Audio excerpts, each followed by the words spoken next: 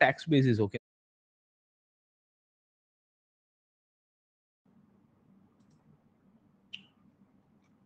हाँ जी सर, सभी को good morning. Good morning sir.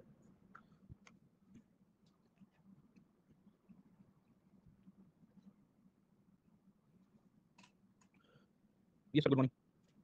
बढ़िया सब लोग।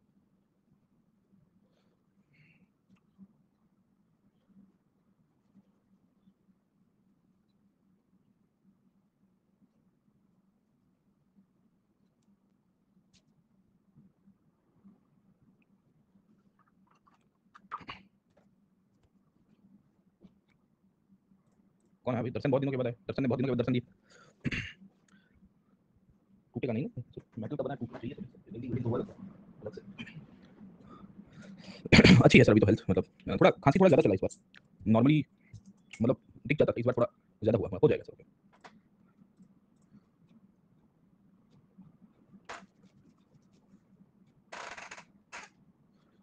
ओके।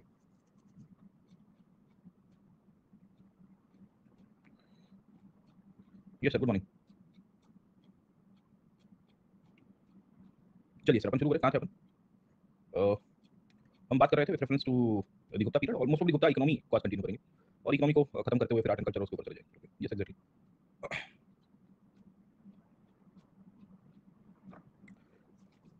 नहीं, फ्यूडलिज्म तो अभी नेक्स्ट वीक में करेंगे। फ्यूडलिज्म तो अभी टाइम है। फ्यूडलिज्म है still time sir.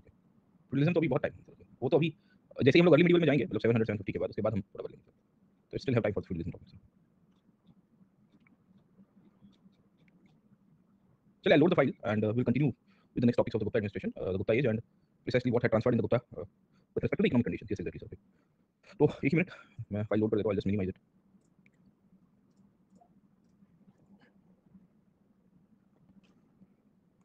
Gupta age भाई किधर गया? गुप्ता एज गिरा। I upload it out sir. डाल दूंगा, चिंता मत करो सर। कहीं छोड़ के नहीं जाऊंगा मैं। चलिए सर। ओके, तो अपन कहाँ थे? वो डेली ग्रुप का बनाया था पर कुछ सेट नहीं हो पा रहा था सर। ओके, समझे? तो अभी कुछ उसको रिफर्बिश कर रहे हैं। रिफर्बिश मतलब उसको we are planning something else पीछे टीम के साथ मिलके। तो just wait for a day और two, will try to work it out sir, है ना? एक दो दिन दे दीजिए पीछे। आपको कुछ सिस्टम के अंदर से ही कुछ करवा रहे हैं। सिस्टम का मतलब ये है with in the platform sir.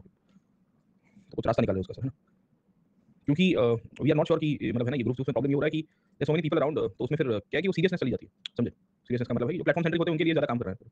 तो बहुत सारे ऐसे मतलब है ना, न्यूसेंस ज़्यादा हो जाता है कभी-कभी सर। तो that is the case. Okay, so let's see इसका कुछ रास्ता निकालेंगे, चिंता मत करिए। खैर, तो हम वापस आते हैं। हम बेसिकली शुरू किया था गुप्ता पीरियड को, एंड गुप्ता पीरियड के पॉइंट ऑफ व्यू से yesterday we were discussing about the administration and the nature of states. Okay, so within the Gupta age हमने देख लिया था कि कहानी किस तरह से हुई। We had seen the origin of the Guptas. We had seen the sources of the Gupta period, sir. We had seen with respect to the political history. Within the political history, we have seen the nature of polity, sir. समझे? ये बड़ा important है क्योंकि यहाँ से सवाल लिया है और नेचर ऑफ पॉलिटी के अंतर्गत आपको जो सवाल आएगा वो है प्रोटो फ्यूडलिज्म, सर। समझे? समझे? प्रोटो फ्यूडलिज्म की कहानी किस तरह से है? आपको ये पूछा जा सकता है कि what is it relevance, okay, how you define and how far do you agree, या सब्सटेंशिएट करने के लिए आपको पूछा जा सकता है। दूसरी कहानी हमने इनके एडमिनिस्ट्रेशन के ऊपर डिस्कस किया था। एडमिनिस्ट्रेशन में फंक्शंस एंड फंक्शनरीज, है ना, ऑफिशियल्स जो भी थे उनकी कहानी आपको पता होनी चाहिए। फंक्शनरीज बेसिकली उनके जो फंक्शंस हुआ करते थे, क्या-क्या कार्य कर रहे थे, वो आपको पता होना चाहिए। इसमें भी आपको नेचर लिखना है, सर। समझे? नेचर बेसिकली कैसे हुआ करता था, टॉप डाउन था या बॉटम टॉप था, सर, है ना? ये दोनों की कहानी आपको आनी चाहिए। So it depends on the nature of the administration, the question that is asked, okay. तो अगर आपको सेंट्रल एडमिनिस्ट्रेशन पूछ रहा है, अगर आपको लोकल एडमिनिस्ट्रेशन पूछ रहा है, अगर आपको प्रोविंशियल एडमिनिस्ट्रेशन, क्योंकि तीन ही प्रकार के एडमिनिस्ट्रेशन है सर। ओके, तो एक है सेंट्रल जो राजा के साथ जुड़ा हुआ था, दूसरा प्रोविंशियल था जो प्रोविंसेस के अंदर, तीसरा डिस्ट्रिक्ट लेवल का था, है ना, लोकल एडमिनिस्ट्रेशन के पार्ट के रूप में। ओके, तो we will try to see this thing and will try to categorize it out कि भाई इनकी किस तरह से रेलेवेंस चलती है और कैसे इनके यहाँ ओवरऑल डेवलपमेंट रहा है सर। खैर, अब देखिए कि गुप्ता पीरियड के समय पे खास करके हम आगे अब समझेंगे एडमिनिस्ट्रेशन के पॉइंट ऑफ से वो है रेवेन्यू एडमिनिस्ट्रेशन, और रेवेन्यू एडमिनिस्ट्रेशन के साथ इकोनॉमिक कंडीशंस को भी देखना है सर। ओके, क्योंकि both are correlative to each other sir. मतलब कहानी ये है कि अगर आप रेवेन्यू को समझ लोगे तो आपको ऑटोमेटिकली इनकी आर्थिक परिस्थिति भी समझ में आ जाएगी सर। ओके, एंड इन दोनों को कंबाइन करके will be able to conclude it out कि कैसे इनके यहाँ इकोनॉमिक डेवलपमेंट हुआ था सर। समझे? Getting over. तो will try to see this story line and will also try to understand कि what has been the overall economic conditions in the Gupta period sir. Okay, समझे? तो आप देखिए कि इकोनॉमिक कंडीशंस और रेवेन्यू सिस्टम की importance क्या है, क्योंकि ये दोनों के दोनों कोरिलेटिव है सर। कोरिलेटिव होने का मतलब ये है कि इन दोनों के साथ पैरेलल चलता है सर, नतीजा सर। ओके, क्योंकि बेसिकली गुप्ता की जो इकोनॉमिक कंडीशंस है, ये इकोनॉमिक कंडीशंस के पॉइंट ऑफ व्यू से हमको ये देखना है कि रेवेन्यू सिस्टम जो है वो अगर स्ट्रांग होगा तो बेसिकली इकोनॉमिक डाइवर्सिफिकेशन को दर्शाता है सर। ओके, और इकोनॉमिक डाइवर्सिफिकेशन जितना ज्यादा होगा उतनी ही स्टेट को रेवेन्यू आएगी, जितनी स्टेट को रेवेन्यू आएगी उतना स्ट्रांग स्टेट होगा सर। समझे? So the basis of the revenue administration of the Gupta was lying in a book called as the Niti Sara sir. Okay, and नीति सार वाज वन सच बुक जो कामंडक ने लिखी थी, और इट इज अ रेप्लिका और it is continuity of the अर्थशास्त्र, because अर्थशास्त्र के विचारों को इन्होंने इम्बाइब करने की कोशिश की थी। तो ऑब्वियस था कि दे वुड हैव मेंशन्ड और द टैक्सेशन और the cannons of taxation, the rules of taxation, the functions of how a state should work, okay ना, वो सब कुछ इसके साथ भी वो जोड़ने की कोशिश करेंगे सर, समझे। तो हमें पहले तो ये क्लैरिटी हो जानी चाहिए कि भाई इनके यहाँ पे जो रेवेन्यू सोर्सेज की बात हम लोग करेंगे सर, ठीक है, समझे, ये क्या थी सर, ओके, और ये रेवेन्यू सोर्सेज आपकी इकोनॉमिक कंडीशंस को दर्शाता है सर, समझे। तो हम दोनों इन दोनों को इकट्ठा कर देंगे सर, ओके। अब आप देखिए कि रेवेन्यू एडमिनिस्ट्रेशन की इंपॉर्टेंस क्या थी और रेवेन्यू एडमिनिस्ट्रेशन के पॉइंट ऑफ व्यू से हमें क्या-क्या चीजें दर्शाती है सर, ओके। तो इसमें भी हमें तीन चार चीजें देखनी है सर, है ना। एक तो वी विल सी की रोल ऑफ ऑफिशियल्स, है ना, कौन से ऑफिशियल्स हुआ करते थे सर, ओके, इनके क्या-क्या फंक्शंस हुआ करते थे वो हमें पता होना चाहिए सर, समझे। दूसरी कहानी वी विल सी की सोर्सेज ऑफ रेवेन्यू हमें पता होनी चाहिए, what should be the sources of revenue as well sir, okay, समझे। तीसरी कहानी हमें ये भी पता होना चाहिए कि इसके अंदर से जो इकोनॉमिक डाइवर्सिफिकेशन हुआ था वो कैसे हुआ था सर, समझे। तो पहले इसको देख लेते हैं और उसके बाद फिर इकोनॉमिक डाइवर्सिफिकेशन देखेंगे कैसे primary sector, manufacturing sector, tertiary sector, इन तीनों के तीनों विस्तारों के अंदर डेवलपमेंट हमको देखने को मिलता है और इन तीनों का कॉम्बिनेशन करते हुए रेवेन्यू सिस्टम का डेवलपमेंट आपको मिल जाएगा सर, समझे। तो will try to see this part, है ना, हम तीनों को देखेंगे। इनफैक्ट इसमें स्टेट का बहुत बड़ा रोल रहता है इन रेवेन्यू एडमिनिस्ट्रेशन, ये चीज नीति सार के अंदर कामंडक ने लिखी है sir, okay. So Kamandaka advocates with respect to the revenue administration and he mentions that how the state should actually function and what should be the duty of the state with respect to the revenue conditions, समझे, okay. तो हमें basically बहुत सारी कहानियां देखने को मिलती है। नीति सार ने एक एग्जांपल दिया था राजा के पॉइंट ऑफ व्यू से, उन्होंने कहा था कि राजा को क्या करना चाहिए सर, ओके। तो बेसिकली राजा के लिए उन्होंने एक उदाहरण सेट किया, the king should be like a florist और the king should be like a milkman, okay. So at times they should also take care of the animals of the milking animals and simultaneously make sure कि they should also extract out the milk out of it, okay, समझे। तो गाय है या भैंस है या आपके पास कोई भी प्रकार की ऐसे जानवर है जो आपको दूध दे रहे हैं, तो आप उसका क्या काम करोगे सर, उसको चारा भी खिलाओगे, उसको खाना भी दोगे सर, ओके, और जरूर पड़ने के ऊपर you will also milk out the milk from it, okay, समझे। The same applies to florist as well, है ना, कि आप अगर एक माली के रूप में काम कर रहे हो, फ्लोरिस्ट के रूप में काम कर रहे हो, तो what will you do sir, है ना, समझे। तो आपको इसी तरह से काम करना है कि यू शुड मेक श्योर कि भाई आप पौधों को, है ना, जो भी रिसोर्सेज चाहिए, खाना पीना उसको जो भी चाहिए, है ना, वो सब दोगे, पानी वानी दोगे और जरूर पड़ने के ऊपर जैसे उसके फूल पत्ते जो भी उग गए हैं उसको फिर काट दोगे सर, ओके। तो वही कहानी यहाँ पे भी आपको देखने को मिलती है और बेसिकली राजा जो है, ये राजा को एक फ्लोरिस्ट के रूप में आइडेंटिफाई करने की कोशिश की है स्टेट को इकोनॉमिक पॉइंट ऑफ व्यू से sir, okay. This is one of the reasons we will come to know कि स्टेट वेलफेयर के लिए भी बात करता है और यही चीज आज की तारीख में भी आपको मिलेगा सर, ओके। स्टेट देखिए कि even in the present day what the state does, okay ना, स्टेट आज की तारीख में भी आपको सब्सिडी देगा, लोन्स देगा, अलग-अलग प्रकार की फाइनेंशियल हेल्प देगा सर, ओके। और at the end of the day आप जैसे पैसा कमाओगे उसमें से स्टेट कहेगा कि लो चलो टैक्स दे दो सर, है ना, इनकम टैक्स दो, जीएसटी दो, वेल्थ टैक्स दो, अलग-अलग प्रकार के टैक्सेस आपसे कलेक्ट करेगा sir, okay. So the same applies to this part sir, समझे। तो वी विल सी कि एक तो पहली कहानी हमको यहाँ से मिलेगी सर, समझे। And this is one of the reasons कि जो स्मृति लिटरेचर लिखा गया है या नीति सार लिखे गए हैं, इन सब के अंदर रेवेन्यू एडमिनिस्ट्रेशन को बड़ा इंपॉर्टेंस दिया गया था सर, ओके। कि भाई देखो रेवेन्यू रेवेन्यू रेवेन्यू जब राजा बेसिकली रेवेन्यू ठीक नहीं चला पाएगा तब तक क्या होगा सर, समझे। So we will come to know कि the revenue administration is mentioned in the literary traditions, okay ना। इनकी रेवेन्यू एडमिनिस्ट्रेशन की खासियत ये है कि इनके लिटरेचर के अंदर हमको मिलेगी, ये लिटरेचर में नीति सार एक लिटरेचर है सर, ओके। दूसरा स्मृति लिटरेचर हमको देखने को मिलता है सर, ठीक है, समझे। तीसरी कहानी आपको इंस्क्रिप्शंस मिलेंगे, इंस्क्रिप्शंस बेसिकली कॉपर प्लेट के जो इंस्क्रिप्शंस थे उसके थ्रू हमको ये पता चलता है कि भाई इन्होंने अलग-अलग प्रकार के टैक्सेस कलेक्ट करने की शुरुआत की थी। अब देखिए हम लोग बेसिकली क्या देखेंगे इसके अंदर से सर, ओके। तो we will try to understand the nature of the revenue collection sir, ना, किस तरह से इन्होंने रेवेन्यू कलेक्ट किया था सर, ओके। दूसरी कहानी हमको ये भी देखनी है कि मूलतः से इनके द्वारा we will come to know कि what were the sources sir, okay, समझे। अब देखिए सोर्सेस में हमको पता चल रहा है कि प्राइमरी जो एग्रीकल्चर सेक्टर था वो तो सोर्सेस के रूप में था ही, पर एग्रीकल्चर के सिवा अदर सेक्टर्स भी आपको मिलेंगे sir, okay. In fact the Guptas continue to follow the Mauryan administration sir, okay. In many of the instances certain sectors were actually exclusively controlled by the state only sir, है ना। तो state हमको ये पता चल रहा है कि जो मेन सेक्टर्स है जैसे सोर्सेस ऑफ रेवेन्यू के पॉइंट ऑफ व्यू से वो अपने पास ही रखता था। उसके पीछे का कारण ये था क्योंकि स्टेट को वही था कि अपना कंट्रोल रहेगा उतना ज्यादा ठीक रहेगा सर, है ना, समझे। तो we will see that agriculture है, अदर सोर्सेस में आपको ट्रेड एंड कॉमर्स देखने को मिल जाता है, माइंस एंड मिनरल्स देखने को मिलेंगे, इन दोनों की कहानी आपको पता चलेगी। And then there are different different name of taxes, okay ना, समझे। इनफैक्ट इनके यहाँ पे हमको ये पता चल रहा है कि टैक्स बेस को इन्होंने वाइडन किया था सर, है ना। वाइडन करने का मतलब ये है कि we will come to know कि they had widen the tax base, it can be seen with the number of taxes that they have implemented sir, okay ना। तो इन्होंने एक से अधिक प्रकार के बेसिकली टैक्सेस को इंप्लीमेंट किए थे और अलग-अलग बेसिस के रूप में इन्होंने टैक्सेस कलेक्ट करने की शुरुआत की थी सर, ओके। तो the Gupta revenue administration can be scene with respect to the widening of the tax base, है ना, समझे। We will come to know the state used to collect revenue out of the royal monopolies, है ना, जहाँ उनके पास खुद का control हुआ करता था। They used to collect revenue from the villages as well, sir, okay, and many of the villages which were in the form of agrahar, they were also exempted out, sir, है ना। तो हमने आपको पिछले class के अंदर पढ़ाई दिया है कि agrahar की इंपॉर्टेंस क्या थी sir, okay। We will also find कि they had imposed the multiple taxes at that time, एक से अधिक प्रकार के टैक्सेस हमको यहाँ से मिलेंगे और रॉयल ट्रेजरी का इंपॉर्टेंस बहुत था, इसके लिए अलग से ऑफिशियल्स भी आपको यहाँ से मिलेंगे sir, okay। So the biggest source of revenue was still the land, sir, okay, समझे। ये दर्शा रहा है कि लैंड से अगर रेवेन्यू आ रहा है तो agriculture was still the prime moving force of the economy, sir, है ना। आप देखिए भारत जब आजाद हुआ ना सर, तो बेसिकली एक बहुत बड़ा प्लानिंग कमीशन और जितने भी सेक्टर्स थे उसके ऊपर डिस्कशन होती रही थी और आर्टिकल्स भी आते थे, agriculture is the prime moving force of the country, agriculture is the prime moving force of the country. फिर देन ग्रेजुअली वी रियलाइज कि देखो खेती से तो प्राइम मूविंग फोर्स मतलब अनाज उगा सकते हैं पर जो वेल्थ क्रिएशन है, जो प्रॉस्पेरिटी आनी चाहिए वो खेती से नहीं आ पाएगी, एक से ज्यादा sir, okay. Then we started diversifying sir, समझे। तो गुप्ता पीरियड में तो उस पीरियड में तो क्या आईटी सेक्टर का डेवलपमेंट नहीं हुआ था, ना ही इंडस्ट्रियल रिवॉल्यूशन हुआ था, तो इट वाज बट ऑब्वियस कि एग्रीकल्चर से ही आ रहा था। तो एग्रीकल्चर से पैसे आ रहे थे, वो बड़ा प्रोमिनेंट था, हम लोग को ये पता चलता है सर, ठीक है, समझे। अब this are the number of taxes that were being implemented sir, मतलब आप देखोगे टेबल पूरा बना दिया गया है, इजीली आपको याद रहे इसके लिए आप किताब में देखोगे तो उसके पैराग्राफ में उसकी एक्सप्लेनेशन है सर, ठीक है। सो वी विल सी कि this is the tax and this is the meaning of the taxes, okay, समझे। So once you read Rupinder ma'am की बुक पढ़ोगे या कोई भी रेफरेंस बुक भी आप पढ़ लोगे तो you will come to know about multiple tax basis, okay, समझे। जैसे भाग है, भोग है, कर है, बलि है, उड्रंग है ना, ये उड्रंग है सर, ठीक है ना, ऊपरी कर है, हिरण्य है, वात भूत हलवी कर है, शुल्क है। So this are the different different taxes that have been collected by the Gupta sir, समझे। And they were collected with a specific objective as well sir, ठीक है, ओके। अब जैसे अगर आप समझने की कोशिश करिए तो ये उड्रंग है, ये उड़ियन नहीं है, उड्रंग है सर, ठीक है। तो we will come to know कि उड्रंग जो है वो बेसिकली लैंड टैक्स था, कुछ लोग कह रहे हैं कि ये वाटर टैक्स था, कुछ लोग कह रहे हैं कि ये पुलिस के पॉइंट ऑफ व्यू से भी टैक्सेस लागू किए जाते थे,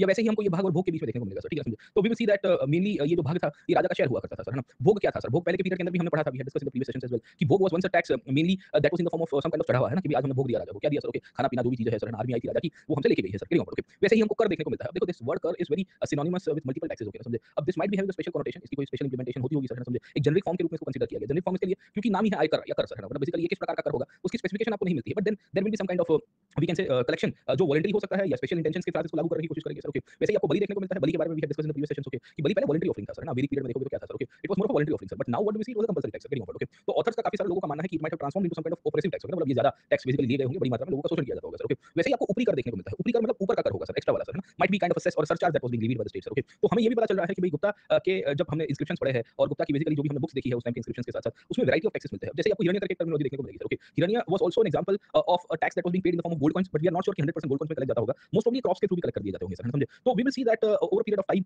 द टैक्सेस वर डाइवर्सिफाइड, अलग अलग प्रकार के टैक्सेस को डाइवर्सिफाई किया गया है सर, है ना, समझे, समझे। इसमें अलग अलग प्रकार के टैक्सेस में जैसे आप देखोगे आपको एक कर दिया गया है जिसका नाम है हड़वी कर सर, ओके, मतलब हड़ चलाने के लिए भी आपको कर देना पड़ेगा सर, है ना, समझे, समझे। तो हड़ के ऊपर का कर है सर, है ना, समझे। So when you have a plough, when you own a plough, आप ट्रैक्टर ओन करते थे उस पीरियड के, ट्रैक्टर तो था नहीं सर, ओके, तो आपके पास प्लाव हुआ करता था, तो प्लाव से बेसिकली आप जो भी खेती कर रहे हो तो उसके लिए भी आपको टैक्स पे करना पड़ेगा सर, है ना, समझे। तो you can imagine the kind of the taxes that were being collected sir, okay. इसमें आपको शुल्क भी देखने को मिल जाता है, शुल्क किसके लिए, क्योंकि ये कस्टम ड्यूटीज के साथ जुड़ा हुआ था सर, तो जो भी व्यापार हो रहा था, एक्सपोर्ट इंपोर्ट शायद तक हो रहे होंगे सर, ओके, उसके साथ ये लोग कर रहे थे सर, गेटिंग पॉइंट, ओके। ये आपको वात भूत देखने को मिलते हैं सर, है ना, समझे नहीं समझे। वात भूत का मतलब क्या है कि it was a special kind of tax, okay, for the maintenance of the वात एंड द भूत सर, है ना, समझे। मतलब बेसिकली स्पिरिट्स गांव में नहीं आए, आपको कोई है ना परेशान ना करे, उसके लिए भी वी विल सी कि राजा टैक्सेस क्लियर करता था या टैक्सेस कलेक्ट करता था सर लोगों से सर, गेटिंग पॉइंट, ओके। तो ये दर्शा रहा है कि एक प्रकार की टैक्स का जो बेस है उसमें अलग अलग आधार बनाए गए और आपसे टैक्सेस कलेक्ट किए गए सर, ओके। वैसे ही वी विल सी कि आपको क्लिप्त या उपक्लिप्त देखने को मिलते हैं, तो आपने कोई वस्तु खरीदी है या आपने कोई वस्तु बेच रहे हो सर, ठीक है, उसके लिए we will see that kind of minor tax या सेल्स टैक्स लेने की कोशिश की जा रही है सर, ओके। तो what do we see over here कि there are different different interpretations to this taxes, okay ना, समझे। अब इसमें इंटरप्रिटेशन में ये प्रोफेसर डीसी सरकार देखने को मिलेगा, डीसी सरकार जो है इन्होंने इंस्क्रिप्शंस और न्यूमिस्मेटिक्स के ऊपर बहुत काम किया है सर, ठीक है। तो इनका ये मानना था कि भाई ये एक प्रकार का सेल्स टैक्स होगा सर, ठीक है, समझे नहीं समझे। बट एक और ऑथर थे जिनका नाम था माइती, ये उपिंदर मैम की बुक में इनका नाम लिखा गया है, इन्होंने कुछ अलग अलग इंटरप्रिटेशन निकाला। तो हम क्या करेंगे, हम इनको देखने की कोशिश करेंगे कि ये जो टैक्स बेस है ना सर, ये जितने भी आपको नाम देखने को मिल रहे हैं, all this names are can be categorised with respect to different different sources. Some of the sources were based on the agriculture sir, है ना, समझे। Some of the sources were based on the trade and commerce, including the markets that were being developed in the urban economy sir, है ना, समझे नहीं समझे। तो कुछ कुछ का रूरल टैक्स बेस था, कुछ कुछ का अर्बन टैक्स बेस था सर, है ना। अगर आपको क्लासिफिकेशन करना हो ये सबका तो क्या करोगे सर, ओके, क्योंकि ये तो टर्मिनोलॉजी है सर, है ना, समझे नहीं समझे। अब टर्मिनोलॉजी को आपको एनालिसिस में डालना है तो क्या करेंगे सर, ओके। तो हम बेसिकली एनालिसिस ये करेंगे कि the tax base was widen over period of time, we will see the tax was being collected from the rural areas in the form of agriculture taxes, this will include bhaga bhoga bali, है ना, समझे नहीं समझे। Over period of time the shulka was collected from the trade and commerce that shows the expansion of the imports and the exports and the manufacturing aspect as well sir, okay. We'll also see the sources also included some kind of superstitions or blind belief system as well sir, ठीक है, समझे। where a tax like वात भूत was being imposed, okay, now वात भूत की importance क्यों मैंने आपको बताया सुपरस्टिशन के साथ, अब भूत भगाने के लिए कोई टैक्सेस लेता है क्या सर, समझे समझे। But then we will find that specifically taken tax with respect to its getting over, okay. तो राजा बेसिकली हमको ये पता चल रहा है कि for maintenance of spirits, okay ना, समझे ना, समझे, गांव के अंदर या शहरों के अंदर आपको कोई परेशान ना करे सर, समझे। तो उसके लिए भी स्पेशल प्रकार का टैक्स लेने की कोशिश करेंगे सर, गेटिंग ओवर, ओके। तो वी विल फाइंड कि ये कहानी आपको मिलती है। तीसरी कहानी हम इसके अंदर से जब एनालिसिस करते हैं तो हमें ये पता चल रहा है कि the understanding is still open to interpretation sir. Interpretation क्यों है, क्योंकि अभी भी कुछ कुछ के अंदर हम लोग को डेफिनेशन इसकी क्लियर नहीं मिली है। जैसे उद्रंग है, उद्रंग बेसिकली दर्शा रहा है कि भाई वो पुलिस के ऊपर टैक्स होगा या इरिगेशन के ऊपर टैक्स होगा सर, ठीक है, समझे। वो हमको क्लियर नहीं मिलता है। वैसे ही आपको ये हड़वी कर के बारे में मैंने बताया एग्रीकल्चर के अंदर सर, ओके। अब देखिए एग्रीकल्चर बेसिकली हम क्यों कहते हैं कि ऑपरेसिव टैक्स सिस्टम के साथ ये जोड़ा गया है, जो खास करके मार्क्सिस्ट ऑथर्स है ना, ये मार्क्सिस्ट ऑथर्स इसको क्या कहते हैं, मार्क्सिस्ट ऑथर्स ये कहते हैं कि भाई ये इनकी जो सिस्टम है बड़ी ऑपरेसिव थी। वो ऑपरेसिव क्यों कहते हैं सर, ओके। वो कह रहा है कि को भाग लेके जाएगा सर, है ना, वो कस्टमरी शेयर था, वो 16 से लेके 18 तक चला जाता था सर, ओके। तो वो तो भागता, फिर भोग देना पड़ता था आपको सर, फिर कर देना पड़ता था सर, ओके, फिर बलि देनी पड़ती थी सर, ओके। उसके बाद वो तुम प्ला रख रहे हो तो प्ला के ऊपर भी तुमसे वो बोले तुमने हल क्यों चलाया है भैया, खेती खेती के ऊपर जो प्रोडक्शन हो रहा है वो प्रोडक्शन बेसिकली बिना हल के कैसे होगा सर, इट्स सिंपल ना सर, उसके ऊपर भी तुम टैक्सेस कलेक्ट कर रहे हो सर, है ना, समझे। तो खास करके वी विल सी कि जो मार्क्सिस्ट पॉइंट ऑफ व्यू से जो ऑथर्स है इनका ये मानना है कि देखो ये जो हड़वी कर है ये प्ला टैक्स था, ये प्ला टैक्स मूल तरह से एक प्रकार की बेसिकली खेती के साथ जुड़े हुए इक्विपमेंट्स के साथ भी टैक्सेस लिए जा रहे थे सर, गेटिंग ओके। अब इसमें कैसे कलेक्ट किया जाता था वो नहीं पता है सर, है ना, समझे। अब बेसिकली जैसे ये हड़वी कर है एग्रीकल्चर के ऊपर, तो how it was collected that was very much basically I would say subject to interpretation and subject to different different opinions as well sir, okay. अब एक ओपिनियन ये कह रहा है कि जैसे हड़वी कर था, ये हड़वी कर की खासियत ये हुआ करती थी कि एक प्लव एक सिंगल सीजन में, मतलब अगर आपकी खरीफ क्रॉप हो रही है, रबी क्रॉप हो रही है, तो उसके ऊपर एक एक्स्ट्रा टैक्स इंपोज कर दिया जाता था सर, गेटिंग ओके। दूसरे लोग ये मानते हैं कि इंडिविजुअल प्लव नहीं सब प्लव को इकट्ठा करके टैक्स लेते थे सर, है ना, समझे। मतलब अगर आपके पास 10 हल है तो 10 के 10 का इकट्ठा करके देंगे। दूसरा कहानी ये कह रहा है कि नहीं नहीं इसमें बेसिकली जो टैक्स कलेक्ट किया जाता होगा सर, है ना, समझे, वो mainly we will come to know कि बेसिकली एक एक प्लव को तोड़-ताड़ के सबसे टैक्सेस कलेक्ट करने की बात करेंगे सर, है ना, समझे। तो what do we see over here sir, getting okay. इनके यहाँ पे टैक्स सिस्टम को लेके अपने अपने ओपिनियंस आपको मिलेंगे। तो there are variety of taxes that were being basically I would say collected from the Guptas, okay, समझे, बाय द गुप्तास, ओके। इसके सिवाय we will also see the tax system had certain exceptions as well, okay. अब exceptions में कौन से points हम लोग लिख सकते हैं इसके अंदर सर, ठीक है, समझे। तो exceptions includes the agrahara sir, है ना, समझे, समझे, ओके। तो अब एक्सेप्शंस में क्या-क्या चीजें लिखेंगे sir, okay. So the agrahara lands that were giving to the land grantees, okay ना, precisely to the Brahmins, okay, they were definitely in the form of the exceptions, है ना, समझे। हमारे पास एविडेंसेस है कि यहाँ पे वी विल सी कि एक्सेप्शंस आपको यहाँ से मिल जाता है सर, गेटिंग ओके। या हमको ये भी देखने को मिल रहा है कि there are certain villages, okay ना, समझे, उनके यहाँ पे भी कुछ-कुछ प्रकार की एक्सेप्शंस हुआ करती थी सर, गेटिंग ओके। तो we will see that in specific cases, है ना, कुछ-कुछ केसेस के अंदर राजा एक्सेप्शन करने की कोशिश कर रहा था sir, getting okay. So the king has instructed his officials, okay, कि भाई आपको यहाँ से टैक्सेस लेने हैं नहीं लेने हैं, स्पेसिफिक केसेस के अंदर छुट्टी भी देने की कोशिश कर रहे थे सर, गेटिंग ओके। सो जैसे अग्रहार को दिया गया था, उसके सिवाय कुछ-कुछ स्पेसिफिक विलेजेस थे जहाँ राजा की कुछ कनेक्टिविटी हो रही थी सर, ओके, वहाँ पे देने की कोशिश की है सर, गेटिंग ओके। तो वी विल सी कि it depends on the conditions to conditions, but we will also find कि along with the taxes being imposed there was one more tax that was being taken by the Gupta was the force labour tax that is in the form of vishti sir, ठीक है, समझे। तो इसमें अगर हमको addition करना है तो हम लोग ये लिख सकते हैं कि there was one more tax that was being imposed that is in the form of vishti. अब विष्टि का इंपॉर्टेंस क्या था सर, है ना, समझे। तो vishti was one such tax that was in the form of force labour sir, okay. So along with the manufacturing, along with the agriculture,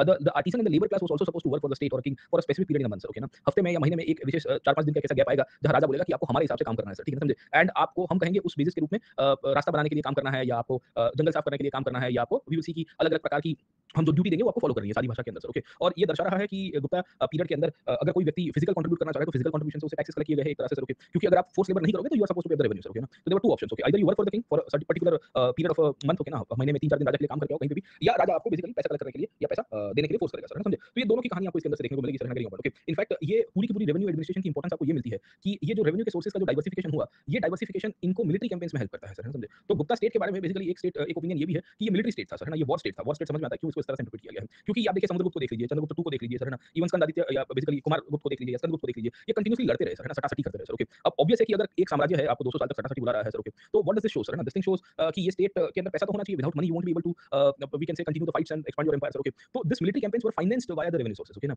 इनकी जो फाइनेंसिंग है, ये फाइनेंसिंग मूलतः से रेवेन्यू सोर्सेस के डाइवर्सिफिकेशन से हुई थी सर, ओके। और इसके through they were able to dominate it out sir, okay. There was one more sources diversification that is from the feudal lords as well sir, okay. Because the feudal lords also used to pay tribute to the states, है ना। इनको भी tribute तो देनी पड़ती थी, नहीं देंगे ना, सजदा नहीं करेंगे तो प्रॉब्लम हो जाएगी सर, समझेंगे समझे, है ना। फ्यूडल लॉर्ड अभी तो कमजोर है ना सर, गेटिंग पॉइंट, ओके। अब फ्यूडल लॉर्ड जब मजबूत होगा तो हालत बदल जाएगी सर, ओके। अभी तो कैसा है कि फ्यूडल की फ्यूडल जो सामंत है उसको बड़े राजा के अंडर में रहना है, तो जब बड़ा राजा कहेगा उस हिसाब से काम करना है। फिर एक टाइम ऐसा भी आएगा जब सामंत मजबूत हो जाएगा और राजा कमजोर हो जाएगा, तो फिर उसके बाद कहानी बदल जाएगी सर, समझेंगे समझेंगे, ओके। फिर सामंत राजा को डायलॉग सुनाएगा ना कि गुजर गया वो वक्त, गुजर गया वो वक्त जब मुझे तेरी हसरत थी सर, है ना। गुजर गया वो वक्त जब मुझे तेरी हसरत थी, अब तो खुदा भी बन जाए तो भी मैं सजदा ना करूं सर, है ना, समझे। तो व्हेन विल सी कि फ्यूडल लॉर्ड का जब टाइम आया तो फ्यूडल लॉर्ड ने कह दिया कि भाई अब किस बात का सजदा करने की बात है सर, है ना, समझे। अब तो वो वक्त चला गया जब मुझे तुम्हारी हसरत थी सर, ओके ना। तो मैं खुद राजा बन गया हूं सर, है ना। तो विल सी कि अलग ही कहानी आपको यहां से मिलती है सर, खैर। तो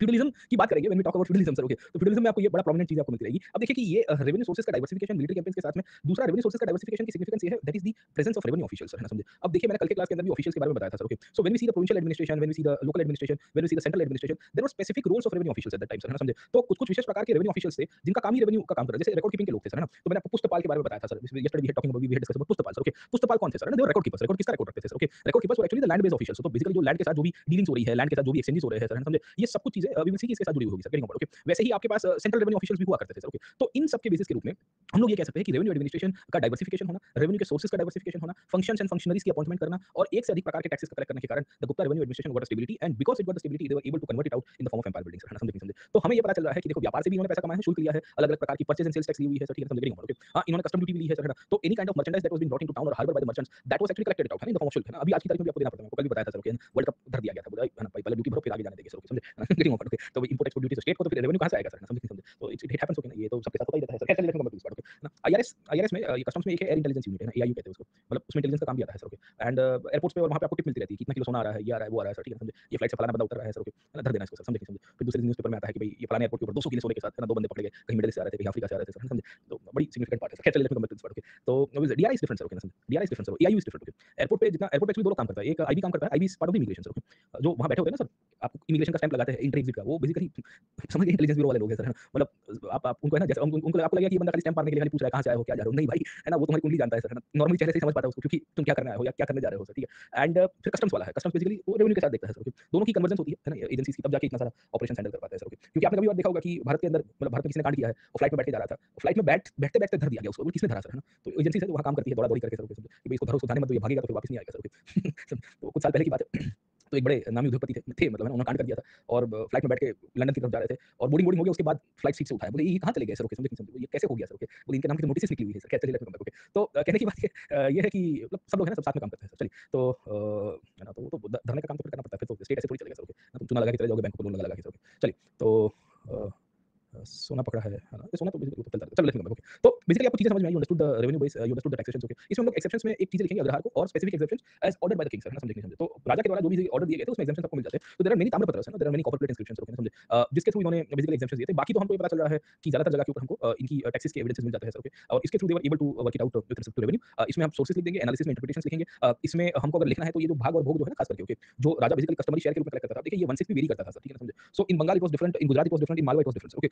तो we will come to know कि the problem of precise interpretation can be seen, okay ना, समझे। So the bhaga was actually 1/6 as per the Narada Smriti, Narada ने जो स्मृति लिखी है श्रुति लिटरेचर के अंदर से। But in many of the places it also goes to 1/8 and 1/12 as well sir, okay ना, समझे। मतलब नारद इसके ऊपर कुछ और कहते हैं और मनु कुछ और कहते हैं सर, ठीक है ना, समझे। तो नारद ने कहा है कि 1/6 के आसपास कलेक्ट करना चाहिए सर, ओके। मनु कह रहे हैं कि 1/8 के आसपास भी होना चाहिए सर, है ना, या उससे भी वी विल सी कि आगे पीछे या 1/12 तक भी जा सकता है सर, गेटिंग, ओके। तो 1/6 was more of a conventional figure, but there was a variation आपको यहां से मिल जाएगा सर, ओके। तो हम क्या करेंगे कि ये जो रेवेन्यू सिस्टम है, ये रेवेन्यू सिस्टम को हम लोग मैच कर देंगे with respect to the officials that were appointed by the state, है ना, समझे। तो ये जो अलग-अलग प्रकार के ऑफिशियल्स थे, कल के क्लास के अंदर भी हमने डिस्कस किया था, उनके साथ आप मैच अप करोगे और फिर कंक्लूड कर देंगे कि भाई देखो हायरार्की ऑफ ऑफिशियल्स है, रेवेन्यू ऑफिशियल्स आपको मिल जाते हैं, स्टेट ऑफिशियल्स मिल जाते हैं, सबने अपना-अपना कंट्रीब्यूट किया है और इनके through they were able to run the administration sir, है ना, समझे। तो एटलीस्ट आपको ये क्लियर हो गया सर, है ना, कि जैसे ये भोगी का है आपको, है ना, ऊपरी का है सर, है ना, ऊपरी का बेसिकली ऊपरी कर के साथ और ओवरऑल पूरा का पूरा एडमिनिस्ट्रेशन को देखते होंगे सर, करेंगे, ओके। तो we should be aware about this part, okay. तो this was part of the revenue system. अब रेवेन्यू को थोड़े साथ अब आगे चलते हैं और इकोनॉमी के साथ कवर कर देते हैं सर, ओके, कि भाई what has been the role of economy and how the economic conditions and what has been the status of agriculture in the Gupta period. क्योंकि देखिए एग्रीकल्चर की इंपॉर्टेंस क्यों है, क्योंकि that was the main primary source of economy sir, okay. और इसी के ऊपर से एक डिबेट चलती है जो फ्यूडलिज्म के साथ भी जुड़ा हुआ है सर, है ना, समझे। तो now we will try to see the concept related to agriculture, concept related to agriculture इसके लिए क्योंकि हमें इसके साथ बहुत सारी डिबेट्स पता होनी चाहिए सर, है ना, लैंड ग्रांट्स के साथ जुड़ी हुई बातें और इधर-उधर की जो भी इंस्टीट्यूशंस और इंप्लिकेशंस है सर, ओके।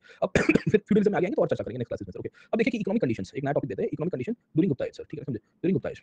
अब नॉर्मली इसमें व्यापार सेंट्रिक सवाल नहीं आएगा, आप देखिए ना, फॉरेन कॉन्टेक्स्ट सेंट्रिक सवाल नहीं आएगा, इसमें जो भी सवाल है वो लैंड ग्रांट सेंट्रिक का है। If you see any of the PYQs है ना, आपके पास पीवाईक्यू की बुक भी है, कल भी हमने डिस्कस किया था, इसमें फॉरेन कॉन्टेक्स्ट सेंट्रिक सवाल ज्यादा नहीं आया है, उसके पीछे का कारण है क्योंकि वो लिमिटेड रहे थे सर, ओके। आप देखिए कि फॉरेन कॉन्टेक्स्ट में मैक्सिमम सवाल आए पोस्ट मॉडर्न पीरियड में, क्योंकि वो पीक के ऊपर गया था अपना, है ना? फॉरेन ट्रेड, फॉरेन हमारे रिलेशंस एस्टैब्लिश हुए लैंड के थ्रू, सी के थ्रू, है ना? रोमन्स के साथ और ग्रीक्स के साथ सब लोग आ रहे थे उस टाइम पे। अब ये तो वो दौर था जहाँ वो खुद ही टूट गया है, मेरे को भी थोड़ा क्लीन कहा था सर, ओके। तो गुप्ता पीरियड के अंदर the economic conditions can be highlighted with respect to the three sectors of economy. One is the agriculture, that is the primary sector, okay. Secondly the manufacturing sector and we will see the third is the trade and commerce, okay, the tertiary sector, okay. यहाँ से सवाल आने की शक्यता तो है, ऐसा नहीं है कि नहीं आएगा, बट मेरे हिसाब से अभी जो डिबेट हुई है वो बेसिकली एग्रीकल्चर सेंटर की आपको ज़्यादा पूछ रहा है सर, समझे? 2022 में क्या आया था भाई? 2022 में कुछ आया था क्या? मतलब it was related to trade and commerce क्या? सर, हाँ, हाँ। आपने डाला है कहाँ? हाँ, ये कुषाण वाला जो पूछा था वो इसके साथ, हाँ, इसके ऊपर हमने चर्चा की थी शायद पिछले क्लासेस में, ठीक है, कि the economic achievements of the Guptas were the culmination of the process, हाँ, शायद तक वी हैड डिस्कस्ड, है ना, ब्रीफ हमने इसकी चर्चा लाने की कोशिश की थी, तो आगे कंटिन्यू करेंगे सर, ओके। तो आ रहे हैं, बट मेनली अभी लैंड ग्रांट्स और उसके साथ आपको ज़्यादा पूछे जा रहे हैं sir, okay. So they are asking main questions with respect to land grants condition and what was the situation of the agriculture, है ना, और उसने इंपैक्ट क्या की थी लैंड ग्रांट्स में। अब देखिए कि पहले एग्रीकल्चर के ऊपर चर्चा करते हैं, एग्रीकल्चर के ऊपर कहानी क्या है सर, ठीक है, समझे? तो there are multiple debates related to agriculture in the Gupta period sir, है ना, समझे? तो वी विल फाइंड कि एग्रीकल्चर के ऊपर आपको 3-4 चीज़ें, 5 चीज़ें पता होनी चाहिए सर, है ना, समझे? तो पहले तो एग्रीकल्चर की सोर्सेस है ना, कि एग्रीकल्चर की कंडीशन क्या हुआ करती थी, है ना, समझे? What has been the conditions, okay. Basically इसमें लैंड ग्रांट्स के साथ भी रिलेशंस आपको मिलेंगे सर, ठीक है, समझे? लैंड ग्रांट्स में कंडीशंस के साथ-साथ आप इसके अंदर ओनरशिप की डिबेट के बारे में लिख सकते हो कि ओनरशिप किसके हाथ में हुआ करती थी, क्योंकि वो एक अलग ही कहानी इसके साथ जुड़ी हुई है सर, ठीक है। लैंड ग्रांट्स और उसके साथ ही आपको मिलेगी, और ओवरऑल सिग्निफिकेंस ऑफ एग्रीकल्चर, है ना, जो डिबेट एग्रीकल्चर के अंदर चल रही है। एक्चुअली लैंड ओनरशिप को लेके अलग से डिबेट निकल के आई, सोर्सेस ऑफ रेवेन्यू को लेके भी आई, प्रिंसिपल्स ऑफ टैक्सेशन को लेके भी अलग से debate I, and overall land revenue की कैसे डेवलपमेंट हुई है सर, ओके। इन सब के ऊपर हम लोग इकट्ठा करके इधर-उधर की बातें थोड़ा कर देंगे सर, ओके, समझे? अब आप देखिए कि जब-जब हम लोग गुप्ता की ये क्या कह सकते हैं कि एडमिनिस्ट्रेशन की और इकोनॉमिक कंडीशंस की बात करेंगे, तो what things has to be seen with respect to agriculture, very important, okay. तो एग्रीकल्चर के बारे में खास करके मैंने आपको बताया कि इनके जो सोर्सेस है एग्रीकल्चर कंडीशंस में, तो हम लोग कौन-सी कौन-सी चीज़ें इंट्रोडक्शन में लिख सकते हैं। तो पहला तो इस तरह से हम लोग शुरू करेंगे कि बेसिकली इसमें स्पेसिफिक इंपॉर्टेंस दिया गया है as per the multiple books and the inscriptions that were available sir, okay, समझे? तो आप हमेशा हिस्टोग्राफी के साथ सब्सटेंशिएट करेंगे, कैसे करेंगे? तो नीति सार, अभी मैंने बताया कि नीति सार में कमांडर ने खुद कहा है कि भाई राजा को माली की तरह काम करना चाहिए सर, है ना, राजा को फ्लोरिस्ट की तरह काम करना चाहिए सर, ओके। अब फ्लोरिस्ट की तरह काम करना चाहिए तो ऑब्वियस है कि भाई राजा मेनली आप समझने की कोशिश करिए तो एग्रीकल्चर के ऊपर ध्यान देगा सर, वेरी इंपॉर्टेंट, ओके। तो this is one of the reasons we will see that the development of agriculture can be seen specific importance were there. इसमें बुक्स और इंस्क्रिप्शन दोनों में नीति सार ने भी लिखा है, और नीति सार के साथ-साथ वी विल सी कि फाहियान भी इसके बारे में बताता है सर, ठीक है, समझे? So when Fahien came to India he also mentioned about the condition of agriculture at that time sir, है ना, समझे? तो हमारे पास एविडेंसेस है कि एग्रीकल्चर की परिस्थिति क्या हुआ करती थी, उसके बारे में वो थोड़ी बहुत बता रहे हैं sir, very important, okay. Economy के अंदर सबसे प्राइमरी सेक्टर था, ये प्राइमरी सेक्टर होने का मतलब है कि ये प्राइमरी सेक्टर के रूप में भी था, और वी विल सी कि रेवेन्यू गिवर के रूप में भी इसका एक अपना रोल प्ले था। रेवेन्यू गिवर क्यों था? कि स्टेट को सबसे ज्यादा पैसा जो है वो खेती के थ्रू ही आपको यहाँ से मिलेगा sir, very important, okay. This was also the period where agriculture was in expansion sir, okay, समझे? एग्रीकल्चर एक्सपेंशन होने का मतलब क्यों है? क्योंकि वी विल सी कि हमने अभी आपको बताया कि because the land grants were given, तो land grants led to more and more of expansion at that time sir, very important, okay. We will also find कि एग्रीकल्चर के पॉइंट ऑफ व्यू से different different crops were being grown sir, अलग-अलग प्रकार के crops grow किए जाते थे sir, okay. So there is diversification of crops and this can be attributed to the agriculture conditions. Precisely हमें इसमें 2-3 ऑथर्स और भी मतलब लिख सकते हो, जैसे कालिदास ने इनके बारे में लिखा है सर, ठीक है ना, समझे? अभी will come to know Varahamihira has specifically written sir, है ना, समझे? अब मैं इनका नाम क्यों बता रहा हूँ? क्योंकि तो ये नवरत्न में से थे सर, ओके। अब वराहमिहिर ने किताब लिखी थी बृहत संहिता सर, ओके ना। अब Brihat Samhita is known as the encyclopedia encompassing everything sir, अतः से लेके इति तक सर, है ना। सब कुछ चीजें वराहमिहिर ने बृहत संहिता में समझाई है सर, ठीक है। And within the Brihat Samhita we will come to know Varahamihira has talked about which crops to be grown, is to be grown in which season sir, है ना। कौन से क्रॉप्स को किस सीजन में ग्रो करना है, ये सब कुछ हमारे पास एविडेंसेस है सर, ठीक है। In fact Varahamihira also talks about the rainfall sir, है ना, समझे? कि भाई इस साल बारिश आएगी कि नहीं आएगी, या वाटर की अवेलेबिलिटी कहाँ-कहाँ पे रहती है sir, okay. So he talks about the availability of water as well sir, है ना, ओके। तो ये सब कुछ चीजें हमारे पास एविडेंसेस के रूप में दर्शा रही है कि भाई देखो गुप्ता पीरियड के अंदर एग्रीकल्चर का डेवलपमेंट कहीं न कहीं हुआ है सर, है ना, समझे? ओके। तीसरी कहानी अभी विल कम टू नो कि एग्रीकल्चर के अंदर हमको पता होना चाहिए वो है इरिगेशन सिस्टम के बारे में सर, ठीक है, समझे? अब इरिगेशन के पॉइंट ऑफ व्यू से हम लोग क्यों कह रहे हैं सर, ओके। तो there is evidences of irrigation, खास करके irrigation infrastructure being made by the state sir, है ना, समझे? And because the public works was being carried out by the state, we will see the agriculture had flourished sir, ठीक है, समझे? ये public works सामंत लोग भी कराते थे, है ना, बड़े किसान भी कराते थे जिसको लैंड ग्रांट्स मिलती थी सर, ठीक है, समझे? और साथ ही साथ हमें देखने को मिल रहा है कि राजा भी करवाया करता था सर, वेरी इंपॉर्टेंट, ओके। तो वी विल फाइंड कि over period of time the irrigation system was also focused upon sir, okay. And इसके थ्रू भी हमारे पास एविडेंसेस है कि कैसे डेवलपमेंट हुआ सर, ओके। छठी बात हमको यहाँ से देखने को मिलती है कि विदिन द एग्रीकल्चर सिस्टम जो इसमें फोकस पॉइंट के ऊपर हम लोग लिख सकते हैं, वो ये है that is with reference to the measurement and classification of land sir, ठीक है, समझे? So the Gupta period also talks about the classification of land as well sir, okay. So the Smritis and the inscription talks about the land being classified based on the quality of the land sir, है ना, समझे? The revenue was assessed, है ना, समझे? The revenue assessment was based on the quality of land and this thing also shows the development of scientific procedures behind the collection of revenue. ये जो आपको भोग आपको देखने को मिल रहा था ना, सॉरी भाग मिल रहा था कस्टमरी शेयर, ओके। ये कस्टमरी शेयर की खासियत ही आपको यहाँ से मिलती है कि भाई इनके द्वारा जो भी प्रकार की क्या कह सकते हैं कि रेवेन्यू सिस्टम थी जो भाग के रूप में आपको देनी होती थी, वो हमेशा डिफर करती थी फ्रॉम प्लेस टू प्लेस, ठीक है ना, समझे? इसमें ही हमारे पास एविडेंसेस है ओनरशिप के पॉइंट ऑफ व्यू से सर, ठीक है ना, समझे? और ओनरशिप पे वी विल सी कि प्राइवेट ओनरशिप भी हमको देखने को मिलती है और पब्लिक ओनरशिप भी मिलती है। पब्लिक ओनरशिप इसके लिए क्योंकि कुछ जमीन स्टेट के अंदर में थी, कुछ जमीन प्राइवेट ओनरशिप में थी। प्राइवेट ओनरशिप में क्यों थी? क्योंकि जो लैंड ग्रांट के रूप में दी गई थी, they were actually converted into private condition sir, है ना, समझे? कि प्राइवेटली वी विल सी कि दे दिया गया कि भाई चलो भैया तुम्हारे हाथ में, तुम चलाना इसको सर, है ना, वेरी इंपॉर्टेंट, ओके। तो ये एक बड़ा प्रोमिनेंट पार्ट आपको इसके अंदर से देखने को मिलता रहता है सर, है ना, वेरी इंपॉर्टेंट, ओके। तीसरी कहानी we will also find that is with reference to the Gupta period is the land transfer sir, है ना। लैंड ट्रांसफर का मतलब क्या है सर, ठीक है ना, समझे? तो गुप्ता पीरियड के अंदर लैंड ट्रांसफर होती थी from one individual to other individuals, okay. So there is a specific procedure for that sir, है ना, समझे? And this thing also shows the significance कि भाई इनके यहाँ पे एक रिकॉर्ड कीपर्स जो थे, ये रिकॉर्ड कीपर्स की इंपॉर्टेंस ये हुआ करती थी कि भाई किसकी जमीन किसके हाथ में रही है सर, ओके ना, समझे? और कौन किसको बेच रहा है उसकी इंपॉर्टेंस हमको पता चलती है सर, है ना, very important. This also shows the commodification of land as well sir, okay. कि जब आपको एग्रीकल्चर की कंडीशंस के ऊपर आपको डिबेट आती है, तो आपको ये पता होना चाहिए कि भाई कैसे बेसिकली काम किया जा सकता है सर, वेरी इंपॉर्टेंट, ओके। तो वी विल सी कि एक ये इंपॉर्टेंट पार्ट भी आपको यहाँ से मिलेगा सर, ओके ना, समझे? जो लैंड ट्रांसफर के साथ जुड़ा हुआ है, लैंड की मेंटेनेंस के साथ जुड़ा हुआ आपको मिल जाएगा सर, है ना, समझे? एंड वी विल सी कि इस दौर के अंदर हम लोग ये लिख सकते हैं कि लैंड ग्रांट्स की अपनी इंपॉर्टेंस आपको मिल जाएगी सर, ओके। चौथी बात हम इसके अंदर से और क्या लिख सकते हैं सर, है ना, that is with reference to we can say the price of the land and the measurement of the land sir, okay. Because they have specific department and a specific set of officials, okay, समझे? So the land was also measured out before being claimed by one individual or the other individual, sir, है ना, समझे? So we will see that the land measurement has a specific unit of measurement, sir, है ना, and it used to vary from place to place, sir, है ना, समझे? तो आपको 2 साल पहले कूल या व्याप, द्रोण वाप इस तरह के सवाल पूछ दिए गए थे और पूछा था कि इनका मतलब क्या होता है, सर, है ना, कूल या व्याप, द्रोण वाप, सर, ठीक है ना, समझे? तो they were actually the land measurement units that were used in Bengal, sir, okay, in the Gupta period only, sir, getting about, okay? अब ये क्यों इस तरह से पूछा गया था, सर, okay? तो क्योंकि यूपीएससी को मस्ती चली थी, वो कीवर्ड्स के सेंटर आपको यहाँ से मिलेगा, सर, okay?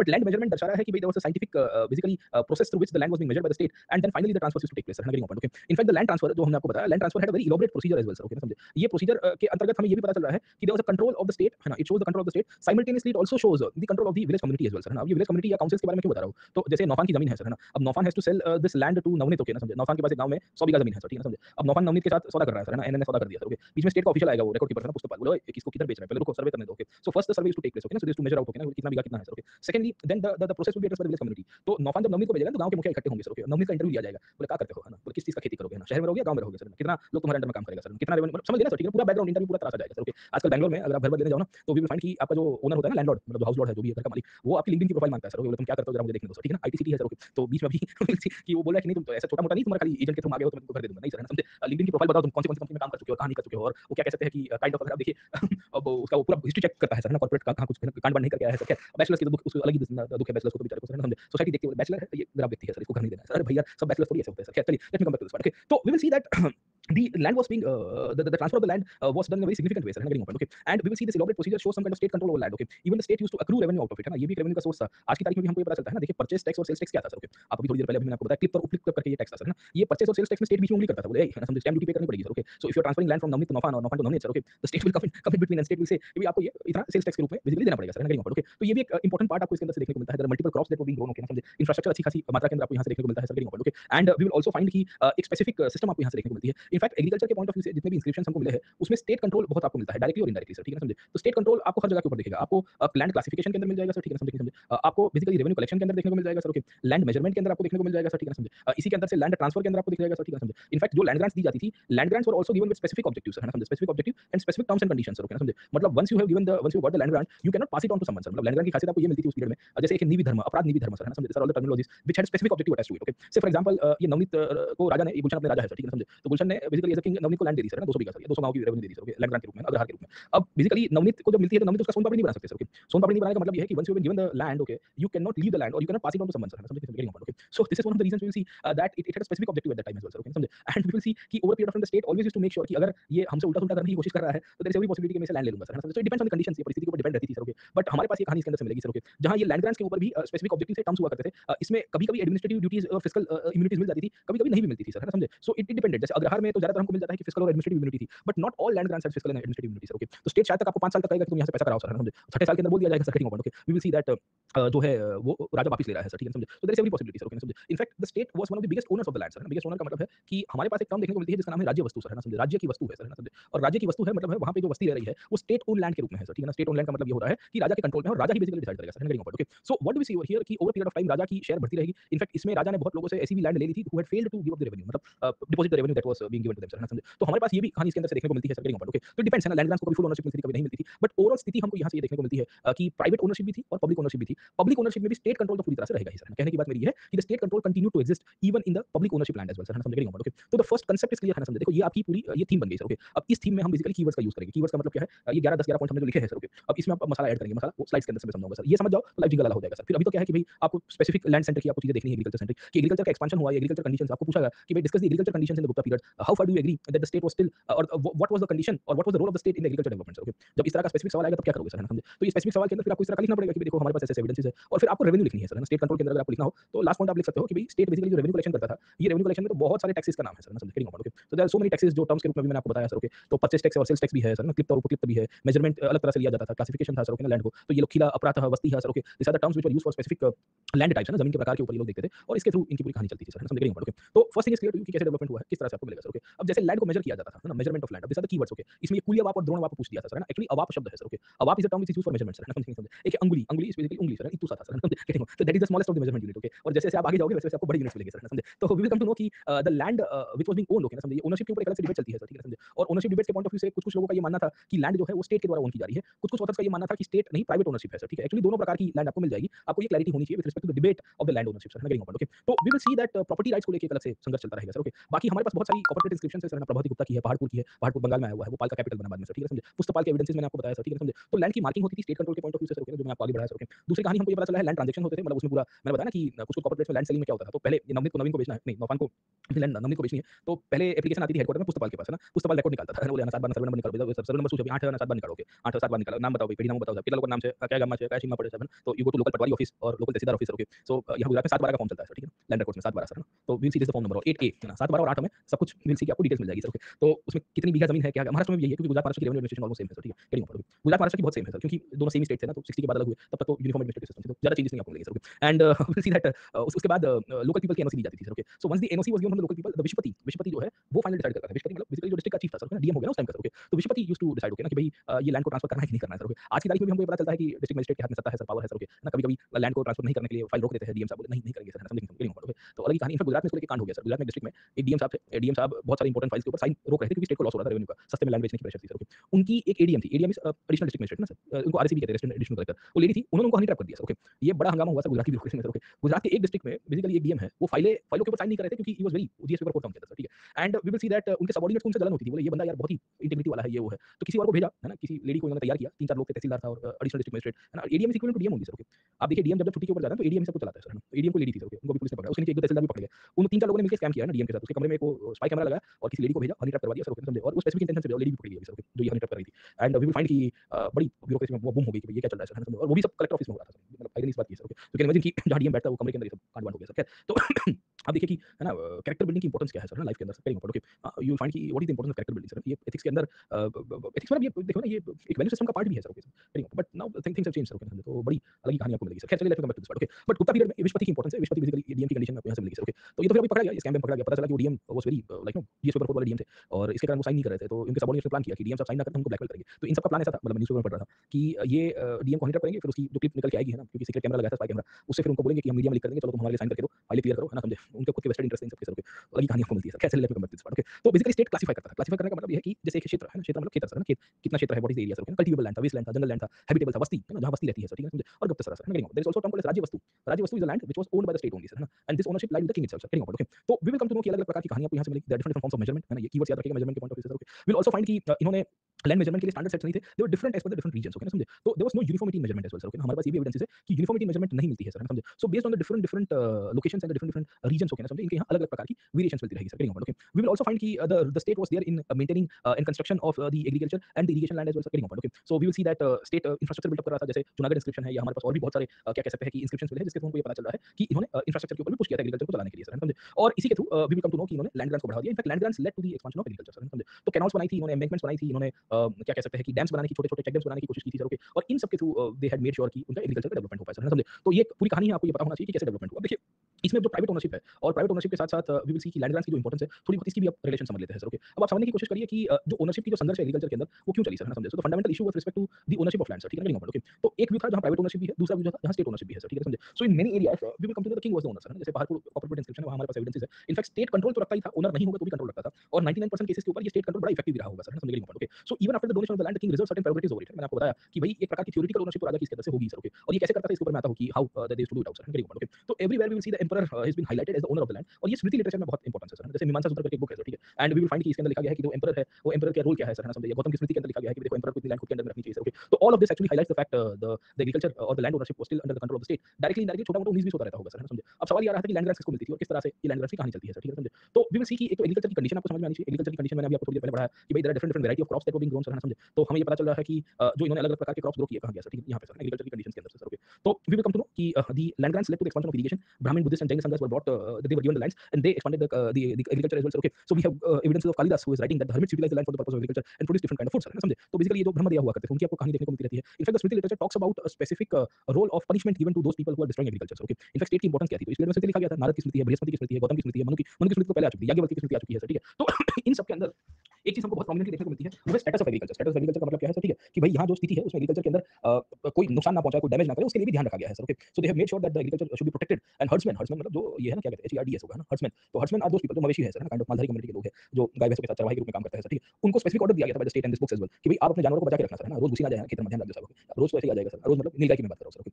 तो नीलगाय बड़ा खतरनाक प्राणी है सर। ठीक है, और रात को झुंड में आती है, मतलब है ना, मतलब वो इतना परेशान करती है कि बात मत करिए सर। ओके, तो मतलब मैं छोटा था तो हम रात को पहरावा देते थे, मतलब used to wait sir. Okay ना, समझे, मतलब गांव में सब छोटा छोटा लोग सर ना, समझे, डिसाइड करते हैं खेत में जाएंगे क्योंकि ड्यूटी नीलगाय की ड्यूटी है ना, समझे। तो विल सी, रात को आके तहस नहस कूदा कूद कर देते हैं सर, इतना जम करते हैं, ठीक है, पूरा क्रॉप डैमेज हो जाता है सर। पर मजा उसका भी दौर अलग था सर, क्योंकि वो तो भूत की बात है और गलती से खेत में टुक टुक करके आवाज आया सर, है ना, आती नीलगाय पता होता है, ये सूअर आता था, दो ही क्रॉप आते थे सर। ठीक है, नीलगाय आता था, सूअर हमारे गांव के पाटन में उसमें सूअर बहुत घूमते थे सर। ठीक है, तो कि कहीं आपको सूअर दिख जाएगा, नीलगाय आपको ज्यादा दिखेगी सर। वो आके दौड़ा दौड़ी करके सब क्रॉप डैमेज करके चले जाते। तो फिर सीआर नहीं हमारे नॉर्थ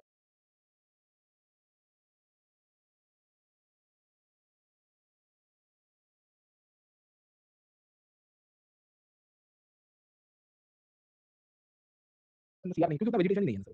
ठीक है, तो लैंड कैसे आएगा सर? लैंड तो सौराष्ट्र में आता है सर। हमारी तो नॉर्थ में तो बंजर जमीन थी सर। समझे, तो थोड़ा जाके थोड़ा एग्रीकल्चर ठीक हुआ है, पर जो भी छोटा मोटा क्रॉप था ना, वो बैठ के बातें करो, साइकिल वाइकिल लेके सर, है ना, वो आग वाग लगाओ सर। ओके, और फिर भूत की बातें करते करते फिर गलती से नीलगाय की आवाज भी सुनाई दी, तो जो भागते थे लोग सर, बोले कुछ आया भागो यहाँ से सर। तो प्लान तो ये था कि आज पूरी रात पहरा देंगे ना, क्रॉप को डैमेज नहीं होने देंगे, दूसरे दिन आते सब रमण भमण हो जाता है sir. Next day morning you see आधा आधा खेत डैमेज करके चली गई होती है सर। तो उस दौर के अंदर we will come to know कि हर्ड्समैन को ऑर्डर दिया गया था। हर्ड्समैन मतलब जो मवेशी थे, नीलगाय तो बेसिकली थोड़ा वाइल्ड है सर। ओके, तो ऑब्वियसली उसको डोमेस्टिकेट नहीं किया जाता होगा सर।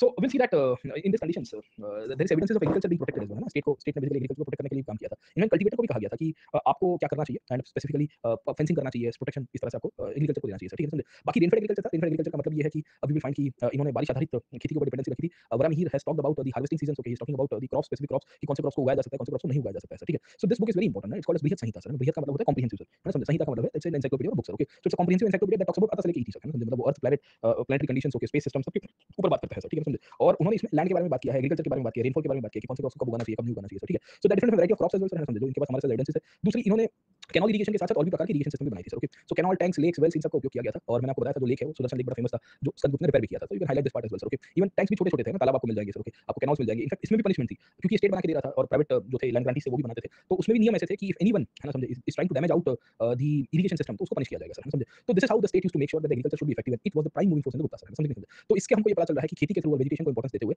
इन्होंने अपना विकास किया होगा सर। ठीक है, अब इसमें दो प्रकार की डिबेट निकल के आई सर, है ना, समझे। ये पूरी पूरी एग्रीकल्चर की कंडीशन हमने जो 11-12 पॉइंट पढ़े, है ना, समझे, उसमें हमने पीजेंट्री के बारे में नहीं पढ़ा सर, है ना, कि what was the condition of peasantry eight that time sir. Peasantry मतलब किसानों की परिस्थिति क्या थी सर। ओके, जहां से एक और सवाल निकल के आएगा, ये इसमें ही बार-बार पॉइंट आप ऐड कर सकते हो, वो है the impact of land grants, the land grants and the condition of peasantry sir, है ना, समझे। So agriculture also includes the role of peasantry sir, है ना, कि किसान के बारे में हमको क्या पता चलता है और लैंड ग्रांट्स की इंपॉर्टेंस क्या है सर। ठीक है ना, समझे। तो लैंड ग्रांट्स के ऊपर एक अलग से सवाल आया था सर ना, ये डिसेंट्रलाइजेशन को दर्शाता है, ऐसी कहानी पूछी थी सर, है ना, समझे। आई गेस 1 या 2 साल पहले सवाल ये आया था कि this land grants actually shows the process of decentralization, कहा गया। ये प्रोटोफिलिज्म मैंने आपको बताया ना सर। ठीक है, करेंगे ऊपर। ओके, ये याद रखना, ये हमने कल डिबेट पढ़ाई थी, ये social crisis theory, decentralization, urban decay theory के साथ जुड़ा हुआ है, ये 100% सही नहीं है। This is not, do you agree, जानबूझ के इसके लिए पूछा, ट्रैप क्वेश्चन है सर, ना, बुलाते पर जाने का नहीं सर, है ना, समझे नहीं समझे। अंडरस्टूड द फैक्ट, ओके ना, समझे। हाँ, बुलाते पर जाने का नहीं sir. Okay, it is anyway connected with the decentralization, किसने कहा sir. Okay, in spite of giving land grants the state was still controlling the land. अभी मैं पढ़ाता हूँ आगे आपको सर। ओके, हाँ हाँ, ये सब ट्रैप क्वेश्चन होता है सर यूपीएससी में सर। ओके, ये क्योंकि बच्चे क्या होता है, वो आधा अधूरा पढ़ के गया लैंड ग्रांट्स से डिसेंट्रलाइजेशन नहीं होता, किसने कहा। लैंड ग्रांट देने के बाद भी राजा टाइट करके रखता था, बोले क्या कर रहा है, रेवेन्यू चल निकाल, है ना, समझे, एडमिनिस्ट्रेटिव राइट्स नहीं दिया तेरे को सर, पैसा नहीं देगा तो अगले साल हटा दूंगा तुमको जमीन से। ठीक है, getting okay, so we come to know कि land grant doesn't means every time decentralization, that is only one view sir. Okay, है ना, ड्यू डिसेंट्रलाइजेशन, वो कल मैंने बताया ना कि the this is starting point of protofeudalism. Protofeudalism का मतलब है कि फ्यूडलिज्म शुरू हो रही है, प्रोटो फेज में है ना, ये तो प्रोटोटाइप है एक प्रकार से, समझ नहीं समझे। तो प्रोटोटाइप है तो उसमें 100% डिसेंट्रलाइजेशन नहीं हुआ है ना, करेंगे अपन। Okay, so you should correlate this facts. Okay, आता हूं मैं इसके ऊपर सर, है ना। अब ये क्वेश्चन सेंटर की अब डिस्कस करेंगे हम लोग सर। ओके, कि do you agree that the system of land grants of Gupta Vakataka का period was connected with the decentralization of state in any way. तो according to one group of historians, yes, it is said decentralization, but that is the ancient research or the early research. But when we see the latest research, the decentralization cannot be attributed or it cannot be an outcome of the land grants, because the land grants were given, still certain kind of centralization was carried on by the state. The gifting of land was an outcome of multiple practices. It is not only related to the decentralization of state politics. कहने की बात मेरी ये है, आप देखिए कि कोई ब्राह्मण को या कोई अग्रहार को या कोई बौद्ध संघ को जब जमीन दी जा रही थी, वो राजा की कमजोरी नहीं थी। समझ में आ रहा है कि नहीं आ रहा है? वो वीकनेस केंद्रीयकरण के संबंधित थोड़ी था, है ना। कोई ब्राह्मण आके पुरोहित ने राजा के ऊपर तलवार रख दी, बोला चले 200 गांव की रेवेन्यू दे दे मेरे को, मेरे हाथ में दे दो और मारूंगा तुमको। नहीं, not possible sir. Okay, it was outcome of certain donation practices as well sir. Okay, donation practices, क्योंकि it was part of the we can say the धार्मिक ट्रेडिशंस, वॉलंटरी भी था ना वो, और वो धार्मिक ट्रेडिशंस और वॉलंटरी था, उसके कारण भी आपको ये मिलेगा। अंडरस्टूड द कॉन्टेक्स्ट, कॉन्टेक्स्ट पहले समझ जाओ सर, है ना, कि क्या आप सहमत हैं जानबूझ के, आप सहमत हो नहीं हो, कहां से सहमत होंगे सर। अब ऐसे में बच्चे गलती क्या करते हैं सर। ओके, बच्चे पढ़ते आधा अधूरा, है ना, इधर-उधर का, है ना, कुछ पता नहीं क्या कर देते हैं सर, फिर एक ही भी लिख के आते हैं, फिर बोलते हैं सर मैंने लिखा पर मार्क्स नहीं आया। अब देखिए जीएस, ये आपका पेपर 2 जो है ना, उसमें ठीक-ठाक मार्क्स निकाल रहे हैं लोग। पेपर 1 में सॉलिड कर रहा है सर, समझ नहीं समझे, गेटिंग ओपन, है ना। पेपर 1 में 90-100 तक आते-आते लोगों को पिपुड़ी बच जाता है। पेपर 2 में 130 140 निकाल रहे हैं आउट ऑफ 250, मतलब very respectable score sir. Okay, है ना, तो 250 में से 130 140 निकालो, मतलब अच्छी बात है सर। ओके, है ना। तो वहाँ 90 100 110 में तो गला बहुत हो गया सर, आ ही नहीं रहा है सर। क्यों नहीं आ रहा है? क्योंकि यहाँ बड़े ओपिनियन पे सवाल आ रहे हैं। पेपर में वर्ल्ड हिस्ट्री सबसे ईज़ीएस्ट क्वेश्चन है। पेपर 2 आपका ऑप्शनल का वर्ल्ड हिस्ट्री सबसे ईज़ीएस्ट है, स्ट्रेट फॉरवर्ड क्वेश्चन, ज़्यादा कॉम्प्लिकेटेड नहीं आता सर। मॉडर्न हिस्ट्री कॉम्प्लिकेटेड है ना, वहाँ वो डेप्थ पूछता है, ओपिनियंस, हिस्टोग्राफी भर-भर के आती है उसमें। यहाँ पे आपका मिडिवल में हिस्टोग्राफी थोड़ा कम है, मतलब ओपिनियंस कम है। बस में है तो सही सर। ओके, समझे, but then you can like manage it out sir, manage तो कर पाओगे सर। तो ये कहानी आपको क्लियर हो जानी चाहिए कि how do you agree with it was connected to decentralization. अब देखिए कि the significance of land grants आपको ये पहले पता होनी चाहिए सर, ठीक है ना समझे। एंड ये कहाँ से शुरू हुआ सर, ठीक है ना समझे। तो first of all we should know कि what are the sources of land grants, करिए ओके, पहली कहानी। Secondly the types of land grants, ना समझे नहीं समझे, इसकी क्या सिग्निफिकेंस आपको यहाँ से देखने को मिलती है। सो देयर वेरी सिग्निफिकेंस है। टाइप्स में आपको दो प्रकार की देखने को मिलेगी, एक तो रिलीजियस लैंड ग्रांट्स आपको मिलती है और सेक्युलर लैंड ग्रांट्स देखने को मिलेगी। सेक्युलर लैंड ग्रांट्स इसके लिए क्योंकि अधिकारी को दिया गया था, ठीक है। So they were given to the officials, okay ना, precise officials. Thirdly we will see कि इसमें स्टेट का रोल क्या था, ये स्टेट कंट्रोल कितना रहता था sir, what was the state control of the land grants, okay. Significance के पॉइंट ऑफ व्यू से वी विल सी कि इसमें इंपैक्ट में क्या हुआ, और इंपैक्ट में मैंने आपको बताया कि एक्सपेंशन ऑफ एग्रीकल्चर तो एक होता ही है सर, ओके। तो इसमें एक और चीज हम लोग डालेंगे, वो है पीजेंट्री की कंडीशन, जो अभी तक डिस्कस नहीं हुई और इसके ऊपर शायद तक सवाल भी नहीं आया है sir, okay. Condition of peasantry with respect to the Gupta period और the impact of land grants, okay. और इसमें जो डिसेंट्रलाइजेशन डिबेट है ये बेसिकली कि क्या डिसेंट्रलाइजेशन को दर्शाता है कि नहीं दर्शाता है, इसके ऊपर भी दो चार पॉइंट्स की टिप्पणी कर देंगे सर, ठीक है समझे।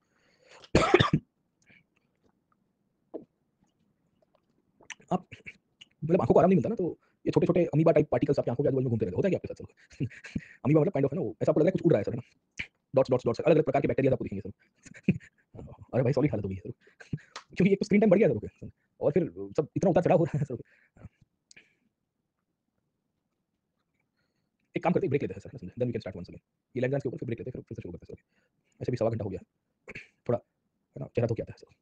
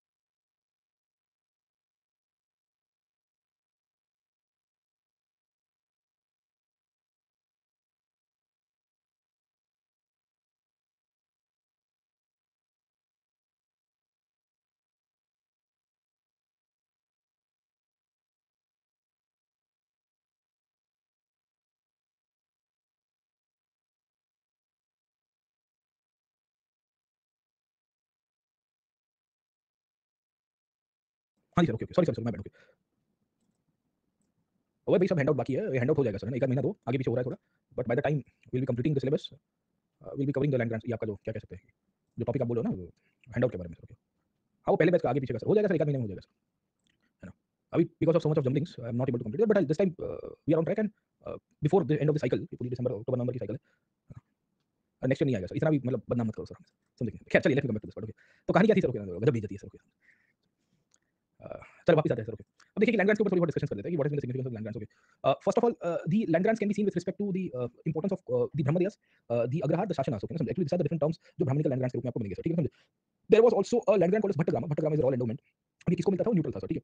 There is an evidence of land grants being given to, we will see that Shiva Vaishnava and Buddhist institutions as well sir, okay. And we will find कि इसके भी हमारे पास एविडेंसेस है sir, okay. And there are multiple copper plate inscriptions and pillar inscription which talks about the land grants, okay. अब इसमें आप दो चार का सोर्सेस का नाम लिख सकते हो, तो एक तो किसको मिले लैंड ग्रांट्स आप वो लिखोगे सर, समझ नहीं समझे, कहीं पर। दूसरा हम लिखेंगे कि कहां कौन से सोर्सेस है, तो गया, नालंदा और भीतरी, ये कॉमन ही है सर, ठीक है, समझे। गया, नालंदा, भीतरी सर, है ना, इंदौर, है ना, सब लिखते रहो, इंस्क्रिप्शंस कॉमन है सर, मैंने आपको पहले भी कहा था सर, कहीं पर, ओके। तीसरी कहानी वी विल फाइंड कि ये भी तीन चार प्रकार के थे सर, ओके। अब why the land grants were given sir, है ना, समझे। तो land grants had a specific objective, okay ना, समझे, उसके ऑब्जेक्टिव भी हुआ करते थे। ये ऑब्जेक्टिव के पॉइंट ऑफ से ये कहा जा रहा था कि भाई आप जितना लैंड दोगे सर, है ना, समझ रहे ओके, ये सबसे बेस्ट होगा आपके खुद के लिए भी सर, है ना, समझे कि नहीं समझे? और ये आपकी लेजिटिमेसी को भी प्रूव करेगा और आपकी क्या है कि एक शासक के रूप में आपकी कंसोलिडेशन में भी हेल्प करेगा sir, okay. And that is one of the reasons we will come to know कि right from the historical text, okay, Arthashastra, वहां पे भी ये कहा गया था कि लैंड ग्रांट्स देनी चाहिए। सातवाहनास ने भी दिया था, बट सातवाहनास और अर्थशास्त्र में जो लैंड ग्रांट्स था वो लिमिटेड पॉइंट ऑफ व्यू से था, it did not have much of a larger implications eight that time sir, okay. तो पहली कहानी तो आपको ये पता चल रही है कि लैंड ग्रांट्स देने के पीछे ऑब्जेक्टिव्स क्या थे, किसको दिया जा रहा था और इसके सोर्सेस कौन से थे, है ना। तो ये जो फ्लो चार्ट हमने बनाया है लैंड ग्रांट्स में, इसमें सोर्सेस में हु वर द डोनीज और who were the persons who were receiving the land grants वो भी, और इनको बेसिकली क्यों दिया जा रहा था ये भी आप हिस्टोरिकल सेंस में हाईलाइट कर सकते हो सर, ओके। सोर्सेस में 2-3 कॉर्पोरेट इंस्क्रिप्शन, अर्थशास्त्र, कमांडर की नीति सार, उसका भी आप मेंशन कर सकते हो कि इसके अंदर भी लिखा गया था कि लैंड ग्रांट्स मिल रही थी और it started in the Satavahana period sir, okay, समझे। ये जो लैंड ग्रांट्स है ये आज के समय की नहीं थी, ये गुप्ता पीरियड की नहीं थी, ये सातवाहनों के कार्यकाल से आपको मिल जाएगी सर, समझ रहे होंगे। दूसरी कहानी लैंड ग्रांट्स की भी वेरिएशंस थे, वेरिएशंस मैंने आपको बताया कि वो किस तरह से था सर, ओके। तो we will come to know कि the land grants were with respect to the different different terms and conditions attached to it, okay. Even after granting the land grant the state used to control it out sir, ये कैसे आपको मिलेंगे sir, okay. So there are different different land tenures attached to the land grants, okay, समझे कि नहीं समझे। So land tenures are recorded by the pustapal which are given to the person based on the type of the land sir, okay। अब जैसे एक शब्द आपको मिलता है निविधम, मैंने आपको बताया, which was land endowment in perpetuity, है ना, you work for the state, state is giving back to you sir, okay।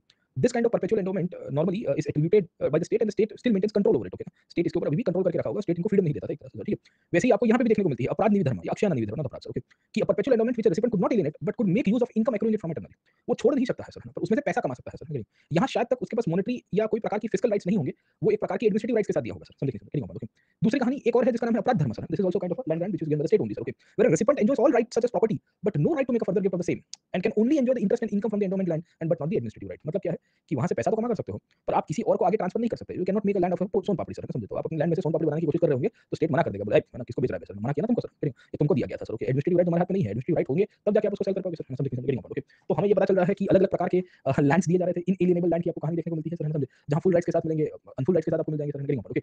So all of this actually shows की एक प्रकार की चीज आपको यहां से मिलती है सर, समझे। Nivi dharma was a simple endowment where the person can enjoy the fruits out of land sir, okay, समझे। फ्रूट्स ऑफ लैंड का मतलब ये है कि वहां से फल फूल उग रहे हैं कोई भी जमीन के ऊपर से, तो वो आप खा सकते हो, उसके सिवा आपको कोई ज्यादा राइट्स नहीं है, मॉनेटरी राइट्स ज्यादा नहीं है, फिजिकल राइट्स आपके पास ज्यादा नहीं है, एडमिनिस्ट्रेटिव राइट्स ऑफिस नहीं होंगे सर, समझे, getting okay. And that is one of the reasons we will see कि स्टेट ने अभी भी कंट्रोल करके रखा है कि भाई दिया तो है ना, पर मालिक मत समझना सर, है ना, तुम उसके ट्रस्टी के रूप में हो सर, समझ में नहीं है ना। तो आप जब तक उसके छोटे मोटे फ्रूट्स खा रहे हो तब तक ठीक है ना, पर किसी और को बेचने की कोशिश की या ऐसा सोच दिया है ना, समझे, तो पीपुल बच जाएगी तुम्हारी सर, समझे, गेटिंग ओके।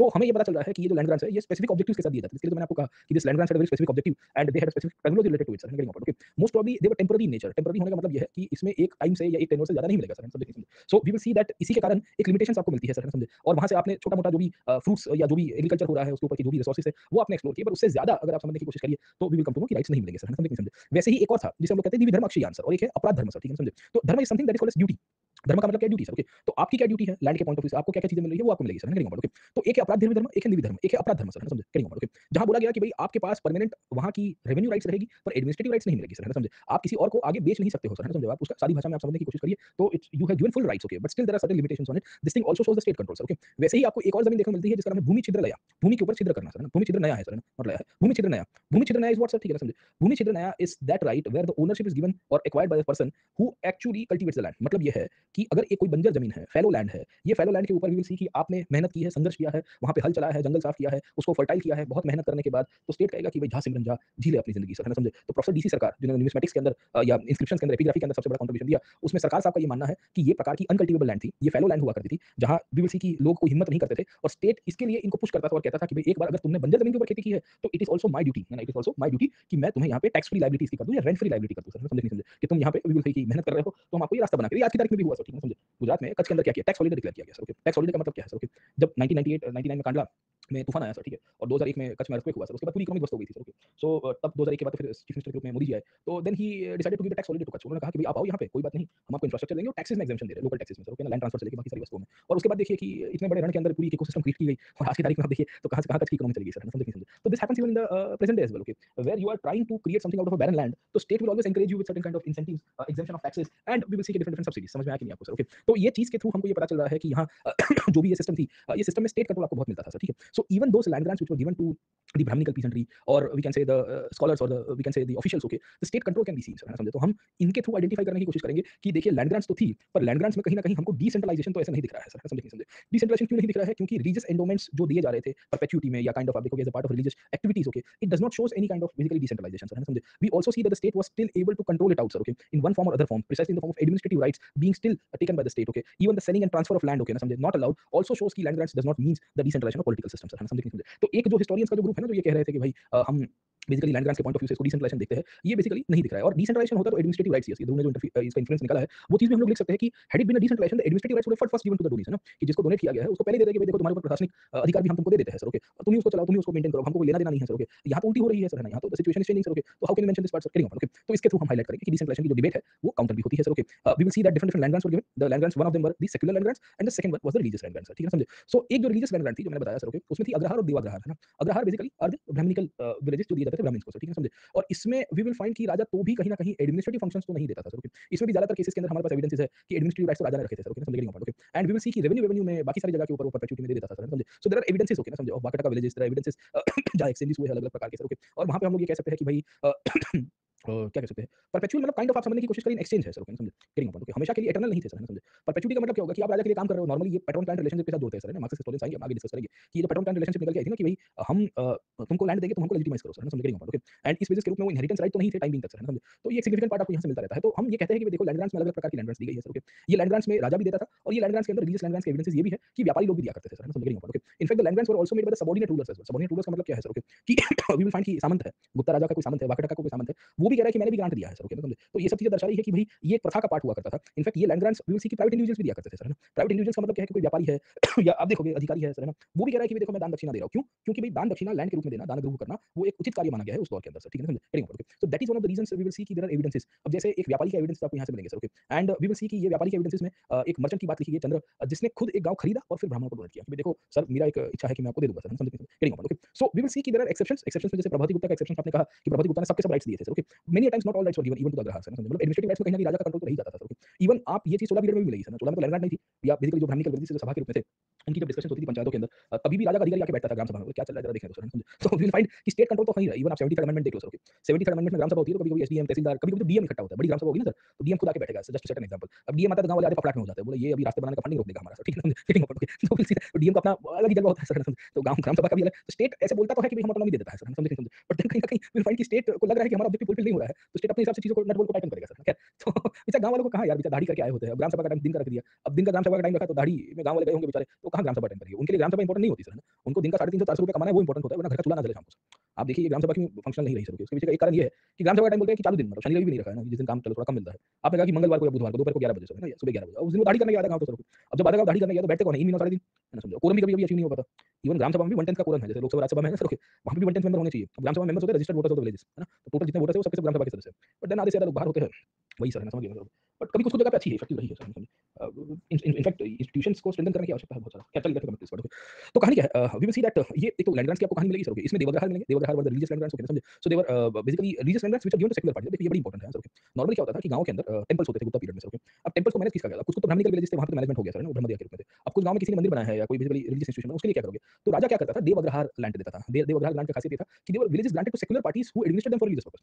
मतलब गाँव में एक मंदिर है या एक जगह पे मंदिर है, तो मंदिर की रख-रखाव के लिए, उसकी देखभाल के लिए राजा बाजू का गाँव गिफ्ट में दे देता था, ठीक है ना, समझे? और वो डोनेशंस बेसिकली वहाँ के जो मेन लोग हैं उनको देता था, राइटर्स हो गए, मर्चेंट्स हो गए, कि आप ये मंदिर की जो है मेंटेनेंस कर देना उसके लिए, है ना, वो गाँव से जो रेवेन्यू आई उससे, वेरी इंपॉर्टेंट, ओके। तो वी विल फाइंड कि इस प्रकार की कहानी आपको बहुत सारी एग्जांपल्स के रूप में आपको मिलती है सर, ओके। और फिर बहुत सारे आपको ये इंस्क्रिप्शंस मिले हैं, इंस्क्रिप्शंस में हमारे पास एविडेंसेस है कि राजा ने ऑर्डर दिया था कि भाई जो गाँव वाले हैं अब वो सबके सब टैक्सेस से लेके बाकी सारा जो पैसा है अब वो मेनली अगर आप समझने की कोशिश करिए तो ब्राह्मण्स को दे सर, ठीक है ना, समझे? इनफैक्ट उन्होंने कल्टीवेटर्स को भी बहुत सिग्निफिकेंटली कहा कि भाई आप ये अग्रहार के अंदर मत आना क्योंकि मैंने ब्राह्मण जो प्रीस्ट है उनको दिया हुआ है सर, ओके। तो ये तो एग्जम्पशन है सर, है ना, ये तो आपको एग्जांपल के रूप में बताया कि भाई, है ना, जैसे एक विषय है, विष का नाम है क्रमिला विषय सर, ठीक है ना, समझे? उसमें गाँव का नाम लिखा है भादर पुष्कर पुष्कर कर, है ना, समझे? तो भद्र पुष्कर करके गाँव है, उसकी एक एग्जांपल आपको मिल जाएगी सर, मतलब कितना याद रखेंगे फैक्चुअली सर, खैर तो बुक्स में बहुत और भी गाँव दिए हैं, आप गोविंद मैम की बुक देखोगे ना sir, you find so many names, so पगला जाओगे, इतना कौन याद रखेगा सर, ठीक है? पर ये उसका एक्सट्रैक्ट है, उसका जिस्ट है सर, कि हमको जो कॉन्टेक्स्ट उसका पकड़ना है ना वो है सर, ओके। दूसरी कहानी हमको यहाँ से देखने को मिलती है लैंड ग्रांट्स की, वो है सेक्युलर लैंड ग्रांट्स, ओके, समझे? अब सेक्युलर लैंड ग्रांट्स की कहानी क्या है सर, ओके।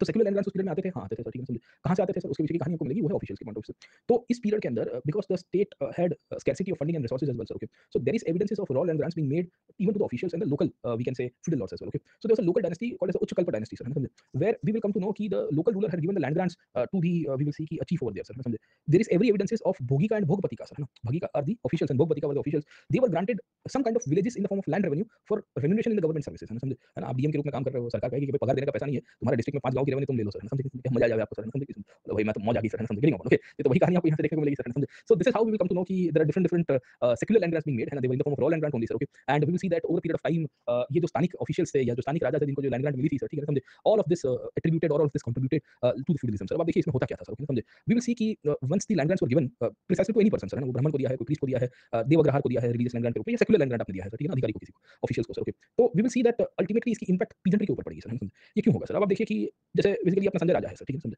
अब Sanjay is the king, sir, over here, and Sanjay is actually giving 100 villages to Dhruv, sir, है ना? समझे? अब ये 100 गाँव की ग्रांट इन्होंने ध्रुव को दे दिया, सर, ठीक है, समझे? अब ध्रुव को तो पहले दिन तो मजा आ गई, फिर उसको समझ में आया कि भाई ससुरा मैं तो चला नहीं पाऊंगा इसको, 100 गाँव का कैसे रेवेन्यू चलाऊंगा, सर, ठीक है? तो ध्रुव ने अपने नीचे 2 खिलाड़ियों को अपॉइंट किया, सर, है ना? वी विल सी कि यहाँ ये अपने क्या है, ये वैशाली रावत को अपॉइंट कर दिया, सर, ठीक है, समझे? और वैशाली को कहा कि भाई तुम एक काम करो, 50 विलेजेस को चलाना, sir, okay. And then we will see कि ये दक्षा को अपॉइंट कर दिया इन्होंने, है ना? समझे? और इनको 50 विलेजेस की रेवेन्यू दे दी, सर, है ना? एडमिनिस्ट्रेशन रेवेन्यू जो भी चलाना था, सर, ओके। अब वैशाली को समझ में आया कि हमसे तो हो ना पाई, सर, है ना? समझे?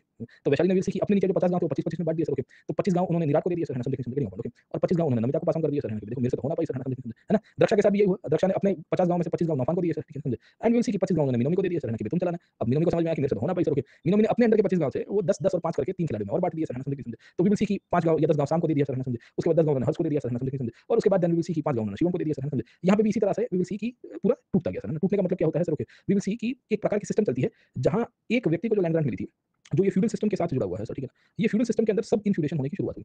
सब इन्फ्यूडेशन का मतलब क्या होगा, सर, ठीक है ना? समझे? कि एक ऐसी परिस्थिति क्रिएट हो रही है, जहाँ सामंत के नीचे एक और सामंत, और उसके नीचे एक और सामंत, और एक और सामंत, सर, ओके। तो आखिर में जो किसान आया हुआ है, जैसे शिवम के नीचे किसान आया हुआ था चेतन, सर, है ना? अब चेतन को पता ही नहीं है कि उसका जो मालिक है वो ध्रुव है, सर, अल्टीमेट मालिक, सर, ओके। क्योंकि उसी की वो Dhruv who was having the land of 100 villages that was ultimately given by Sanjay, sir, है ना? समझे? तो आप देखने की कोशिश करें कि स्थिति क्या रही होगी, सर, समझे? है ना? तो किसी को पता ही नहीं है, सर, है ना? समझे? इवन शिवम को भी नहीं पता है कि अल्टीमेट मालिक ध्रुव है, सर, क्योंकि शिवम नोज़ मिनोमी, समझे? Getting point? मिनोमी को भी शायद नहीं पता है कि Draksha is not the ultimate owner, the ultimate owner is Dhruv only, sir, okay, समझे? So the same hierarchy is applicable over here as well, sir, है ना? समझे? तो कहानी आपको ये मिलेगी कि under the system subinfeudation started, sir, okay. And this led to the exploitation of peasantry, sir, okay. अब आप देखिए कि इसमें ये जो लैंड ग्रांट्स हुई थी, लैंड ग्रांट्स की 2 प्रकार की इंपैक्ट मिलती है, सर, ठीक है? इसकी सकारात्मक असर भी आपको देखने को मिलेगी और नकारात्मक, मतलब पॉजिटिव और नेगेटिव इंपैक्ट दोनों मिलती है। पॉजिटिव में एक्सपांशन ऑफ एग्रीकल्चर होगा, ऑब्वियस है, क्योंकि भाई जिसको लैंड ग्रांट मिली है, वो जंगल साफ करेगा, सर, है ना? समझे? रास्ता साफ करेगा अपने लिए, खेती के लिए उपयोग या बेसिकली इनकम के सोर्सेस को डाइवर्सिफाई करने के लिए काम करेंगे, सर, है ना? वो हर एक व्यक्ति करता है, सर, गेटिंग पॉइंट? आप मेरे को दोगे तो आप बोलोगे प्रतीक मैं 300 गाँव तुम्हारे नाम का, मतलब पूरा तहसील आ जाता है, 300 गाँव में तो शायद डिस्ट्रिक्ट भी आ जाएगा, छोटा डिस्ट्रिक्ट होगा, सर, ओके। तो अपन ये पढ़-पढ़ा के ये ऐसा छोड़ देंगे, सर, बोल देंगे कि भई चलो ना दुआ में याद रखना, अपन जा रहे हैं, सर, 300 में तो डिस्ट्रिक्ट आ जाएगा, सर, गेटिंग पॉइंट? ओके। तो बोले आप उसमें से ही अब करना है तो फिर कर देंगे, सर, जलवा ब्लैक स्कॉर्पियो लेंगे बढ़िया वाली, सर, काला कांच लगाएंगे उसके ऊपर, सर, ओके। समझे? तो दबंगों वाली गाड़ी भी चाहिए ना, फिर रेवेन्यू कलेक्शन करने जा रहे हैं, छोटा-मोटा काम तो करना नहीं है, सर, है ना? लठे रखने पड़ेंगे, है ना? 303 वाले गनमैन रखने पड़ेंगे 4-5 आजू-बाजू में, सर, बाउंसर बाउंसर सब, है ना? तगड़ा वाला लोग, सर, ओके। समझे? तो जलवा आएगा ना, सर, ओके। खैर, तो कहानी विल सी दैट स्कॉर्पियो, है ना? स्कॉर्पियो के बिना फिर अधूरा रहेगा ना, सर, दबदबा नहीं बनेगा, सर, ओके। तो कहने की बात ये है कि we will come to know कि यहाँ जो सिस्टम हुई उसमें पॉजिटिव इंपैक्ट हुई कि एग्रीकल्चर का डेवलपमेंट हो रहा है, एक्सपेंशन ऑफ एग्रीकल्चर हो रहा है, ओवरऑल प्रोड्यूस बढ़ रहा है। प्रोड्यूस बढ़ने का मतलब क्या है, सर, ठीक है ना? आप इसमें पॉजिटिव क्या चीज़ लिखोगे, sir, okay? Expansion of agriculture लिखोगे, सर, ठीक है ना? समझे? आप ये भी लिखोगे कि प्रोड्यूस बढ़ रहा है, सर, है ना? समझे? प्रोड्यूस क्योंकि प्रोडक्शन बढ़ेगा, सर, ओके। अल्टीमेटली से रेवेन्यू के बेसिकली सोर्सेस भी बढ़ेंगे, सर, है ना? Long term point of view से। बट इसके नेगेटिव इंपैक्ट भी आप देखिए, सर, ओके, समझे? नेगेटिव इंपैक्ट में ये हुआ कि ओवर पीरियड ऑफ टाइम एक क्लोज़ इकोनॉमी को इसने जन्म दिया। क्लोज़ इकोनॉमी क्यों? क्योंकि ये जो सामंत जो थे ना, ये मिनोमी ने 5 गाँव शिवम को दिए थे, sir, okay. But then gradually Shivam ने अपने आप को इंडिपेंडेंट कर दिया क्योंकि ये चला नहीं पाया उसको, सर, कंट्रोल नहीं कर पाया। क्योंकि ऊपर से कमज़ोर हुआ ध्रुव, है ना? और ध्रुव के ऊपर संजय कमज़ोर हुआ, तो नीचे के ज़मींदारों को मौज आ गई। बोले, वाह! अब कोई पूछने वाला ही नहीं है, there are no checks and balances outside, okay. So in the longer run this actually meant to decentralization, okay. Gifting of land is not an example of decentralization, but land grants which were not checks and balance, है ना? और the accountability over the land grants and the control or the tightening or the system became very weak and this led to decentralization. जमीन खाली दान में देना वो विकेंद्रीकरण नहीं दर्शाता। दान में देने के बाद कंट्रोल ना करना वो डिसेंट्रलाइजेशन दर्शाता। आपकी कमजोरी वो नहीं है कि आप किसी को पैसा दे रहे हो, लेके जा सकते हैं, समझे? आपकी कमजोरी वहाँ है कि देने के बाद आप वापस उससे पैसा उठा नहीं पा रहे हो। भाई भाई पैसा दे दे भाई। फ़ोन ही उठाना बंद कर दिया उसने आपका, सर, आप मतलब यूँ करके बैठे हुए मुँह फुला के बोले ससुरा कोई सुन नहीं रहा है मेरा, सर, गेटिंग ओवर, ओके। तो वी विल फाइंड, हाँ, ये डिसेंट्रलाइजेशन की डिबेट के साथ जुड़ा हुआ है ना, सर, ओके।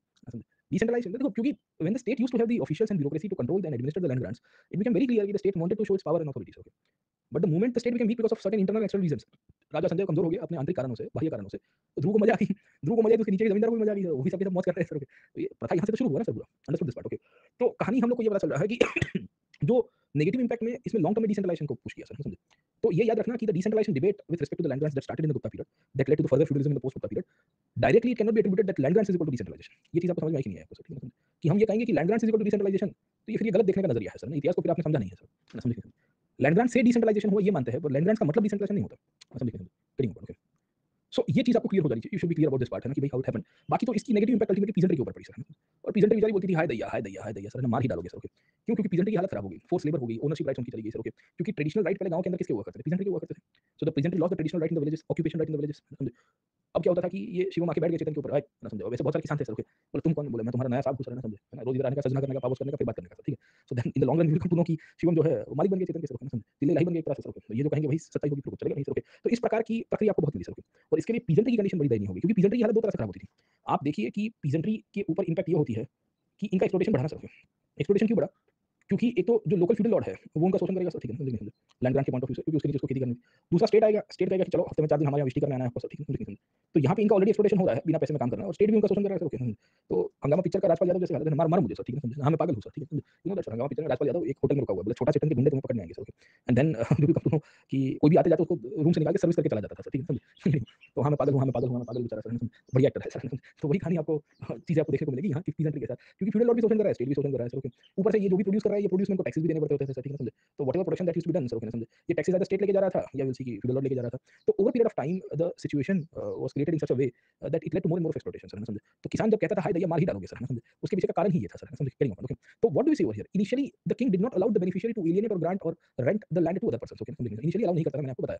बट जैसे ही राजा कमजोर हुआ, जैसे ही राजा कमजोर हुआ, ये सब सामंतों ने जाके राजा को कंप्लेन किया, बोले पैसा चाहिए कि नीचे ट्रिब्यूट के रूप में, बोला हाँ चाहिए। तो बोले allow us to grant the land to some other person, हम आगे आगे पास ऑन करेंगे तब जाके चीजें चलेगी, ओके।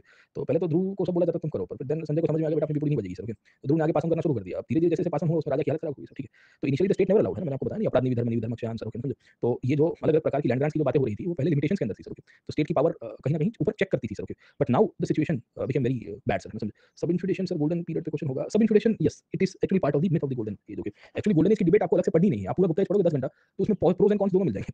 क्योंकि आपने ये जो चीज़ मैक्रो में पढ़ा है, ये सॉरी माइक्रो में पढ़ा है, उसको आपको मैक्रो में लिखना है। उसके फेवर के जो पॉइंट्स है वो भी आर्ट एंड कल्चर आर्किटेक्चर कल पढ़ना शुरू करेंगे तब आपको मिलेगा, ठीक है। उसके अगेंस्ट के पॉइंट है वो भी पढ़ रहे हैं, उसके अगेंस्ट के जो पॉइंट है वो भी पढ़ रहे हैं हम लोग सर, है ना। समझ में आया कि नहीं आपको। So it's very simple sir, है ना, समझे ना। उसको आपको समराइज करना आना चाहिए, एक्सट्रैक्ट करना आना चाहिए कि आप जिसे कहते हो गोल्डन एज, वो गोल्डन एज के तथ्य क्या है। There are political reasons for that, there are economic reasons for that, there are cultural reasons for that, there are scientific advancement for that, architecture behind that, the literature behind that, okay, the social developments, okay. और golden age क्यों नहीं कहते उसके पीछे भी यही कारण है। तो गोल्डन एज में एक रीजन ये कह रहे हैं कि देखो एम्पायर बना बहुत बड़ा, है ना, समझे। बहुत बड़ा साम्राज्य बना, मौर्य के बाद सबसे बड़ा साम्राज्य बना, है ना। समुद्रगुप्त ने, चंद्रगुप्त ने सर विदेशियों को भगाया सर, ओके, गोल्डन एज क्या बात है, विक्रमादित्य। और फिर आप देख रहे हो कि हुन आ गया आपके घर के अंदर, आप कुछ नहीं कर पाए। हुन आए भी सही तो आप बोट में बैठ के भाग रहे थे, काहे का गोल्डन एज में। फिर आपने नीलकुल को पकड़वाया, उसको माफ कर दिया और दूसरी जाके आपकी पीपुल बजा दिया, बोले किस बात का golden age sir, okay. Golden age वो होता है जो विक्रमादित्य था सर, ना, जो शकों को दैव शहंशाह उसको एक-एक करके सबकी सर्विस किया सर, समुद्रगुप्त के समय से। और यहाँ तो हालत खराब है, करिंग ओके। गोल्डन एज तब होता है जब एग्रीकल्चर का डेवलपमेंट होता है, प्रॉस्पेरिटी इन सोसाइटी आती है। और फाहियान लिखता है कि सोसाइटी वाज प्रॉस्पेरस, और फाहियान पाटलिपुत्र और मगध के आजू-बाजू में घूमा था। हाँ, वो गाँव में थोड़ी गया था कि वहाँ किसान बेचारा बोल रहा है, "हाय दैया मार ही डालोगे सर", ओके। एग्रीकल्चर की प्रॉस्पेरिटी हुई, एग्रीकल्चर प्रोड्यूस बढ़ता है, इसको लोग कहते हैं कि ये फेवर में था गोल्डन एज में, देखो देखो खेती किया, उपज बढ़ी, बट एट व्हाट कॉस्ट। ये तो वही बात हुई कि जीडीपी का ग्रोथ हुआ, गोल्डन एज, अरे भाई इनकम बढ़ी, एम्प्लॉयमेंट बढ़ी। जीडीपी का ग्रोथ करना मतलब मनी पम्पिंग से भी हो सकता है ना, ऑटोमेशन से भी हो सकता है। हाँ, आप समझने की कोशिश करिए। आप ये कहोगे कि देखो इतना परसेंट जीडीपी बढ़ गया, ओह भाई साहब पर कैपिटा इनकम इतना बढ़ा, पर what is the distribution of this per capita income? समझ में आया कि नहीं आपको सर? करिंग ओके। तो this is always to be seen, है ना, आपको दोनों आयाम पता होने चाहिए सर, ओके। है ना, India has made tremendous progress with respect to poverty upliftment sir, okay. ये आपको दिख नहीं रहा है, पर पॉवर्टी में बहुत चेंज हुआ है सर, ठीक है। अब आज से 10 साल 15 साल पहले की स्थिति जब देखते थे हम, है ना, उसके कंपैरिजन में बहुत चीज़ें फ़र्क पड़ी है, छोटी-छोटी, छोटी-छोटी माइन्यूट है सर, ठीक है ना, ये अभी नहीं, ये और ये कंसेक्यूटिव गवर्नमेंट्स कर रही है सर, मतलब मोस्ट ऑफली 2000 के बाद बहुत फ़र्क पड़ा है। क्योंकि बाय 2000 जो डेटा आता था और जो परिस्थिति बाहर भी दिखती थी उसके कंपैरिजन में, मतलब आप देखिए कि स्लम है और स्लम के ऊपर वो टाटा स्काई आ गया है। स्लम है पर स्लम के अंदर आपको वो टच स्क्रीन वाला मोबाइल देखने मिल गया है। हाँ, समझे। दैट मीन्स कि उसकी स्टैंडर्ड ऑफ इनकम तो बढ़ी है, वो घर लेने के लायक नहीं बना है बंदा अभी। वो अभी स्लम में ही रह रहा है सर, ठीक है। बट उसकी स्टैंडर्ड ऑफ लिविंग में एक सोर्स ऑफ इनकम ऐड हुआ है जो पहले नहीं हो पाता था। पहले माँ के खाता था, अब वो रह के काम मिल जाता है। वहाँ वही स्लम के अंदर रहने वाला व्यक्ति कह रहा है कि पहले मेरे को माँग के खाना पड़ता है, इसका बैकग्राउंड सर, है ना। पूछा था मैंने किसी को, मतलब क्या काम करते थे? बोले ये इसका खर्चा आता है, बोले हाँ खर्चा आता है। अब वो टाटा स्काई भी नहीं देखता, तो मोबाइल डेटा से ही वो जीवन चला रहा था सर, ठीक है।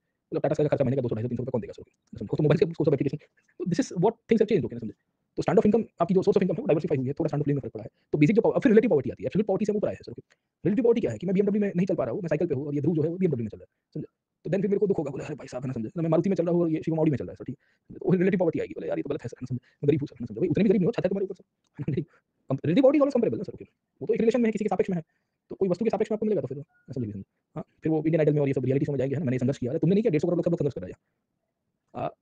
कुछ साल पहले एक मतलब ज़्यादा नहीं एक टॉपर की बात कर रहा हूँ, तो टॉपर की फेलिसिटेशन में हम लोग थे और टॉपर का इंट्रोडक्शन दिया जा रहा था। बड़ा संघर्ष किया उन्होंने, मतलब आप सोच नहीं सकते। वो बचपन की कहानी आपको बताऊँगी ना, हम 10 किलोमीटर चलते थे। माँ-बाप नहीं कहते नदी कूद के पहाड़ चढ़ के जाते थे।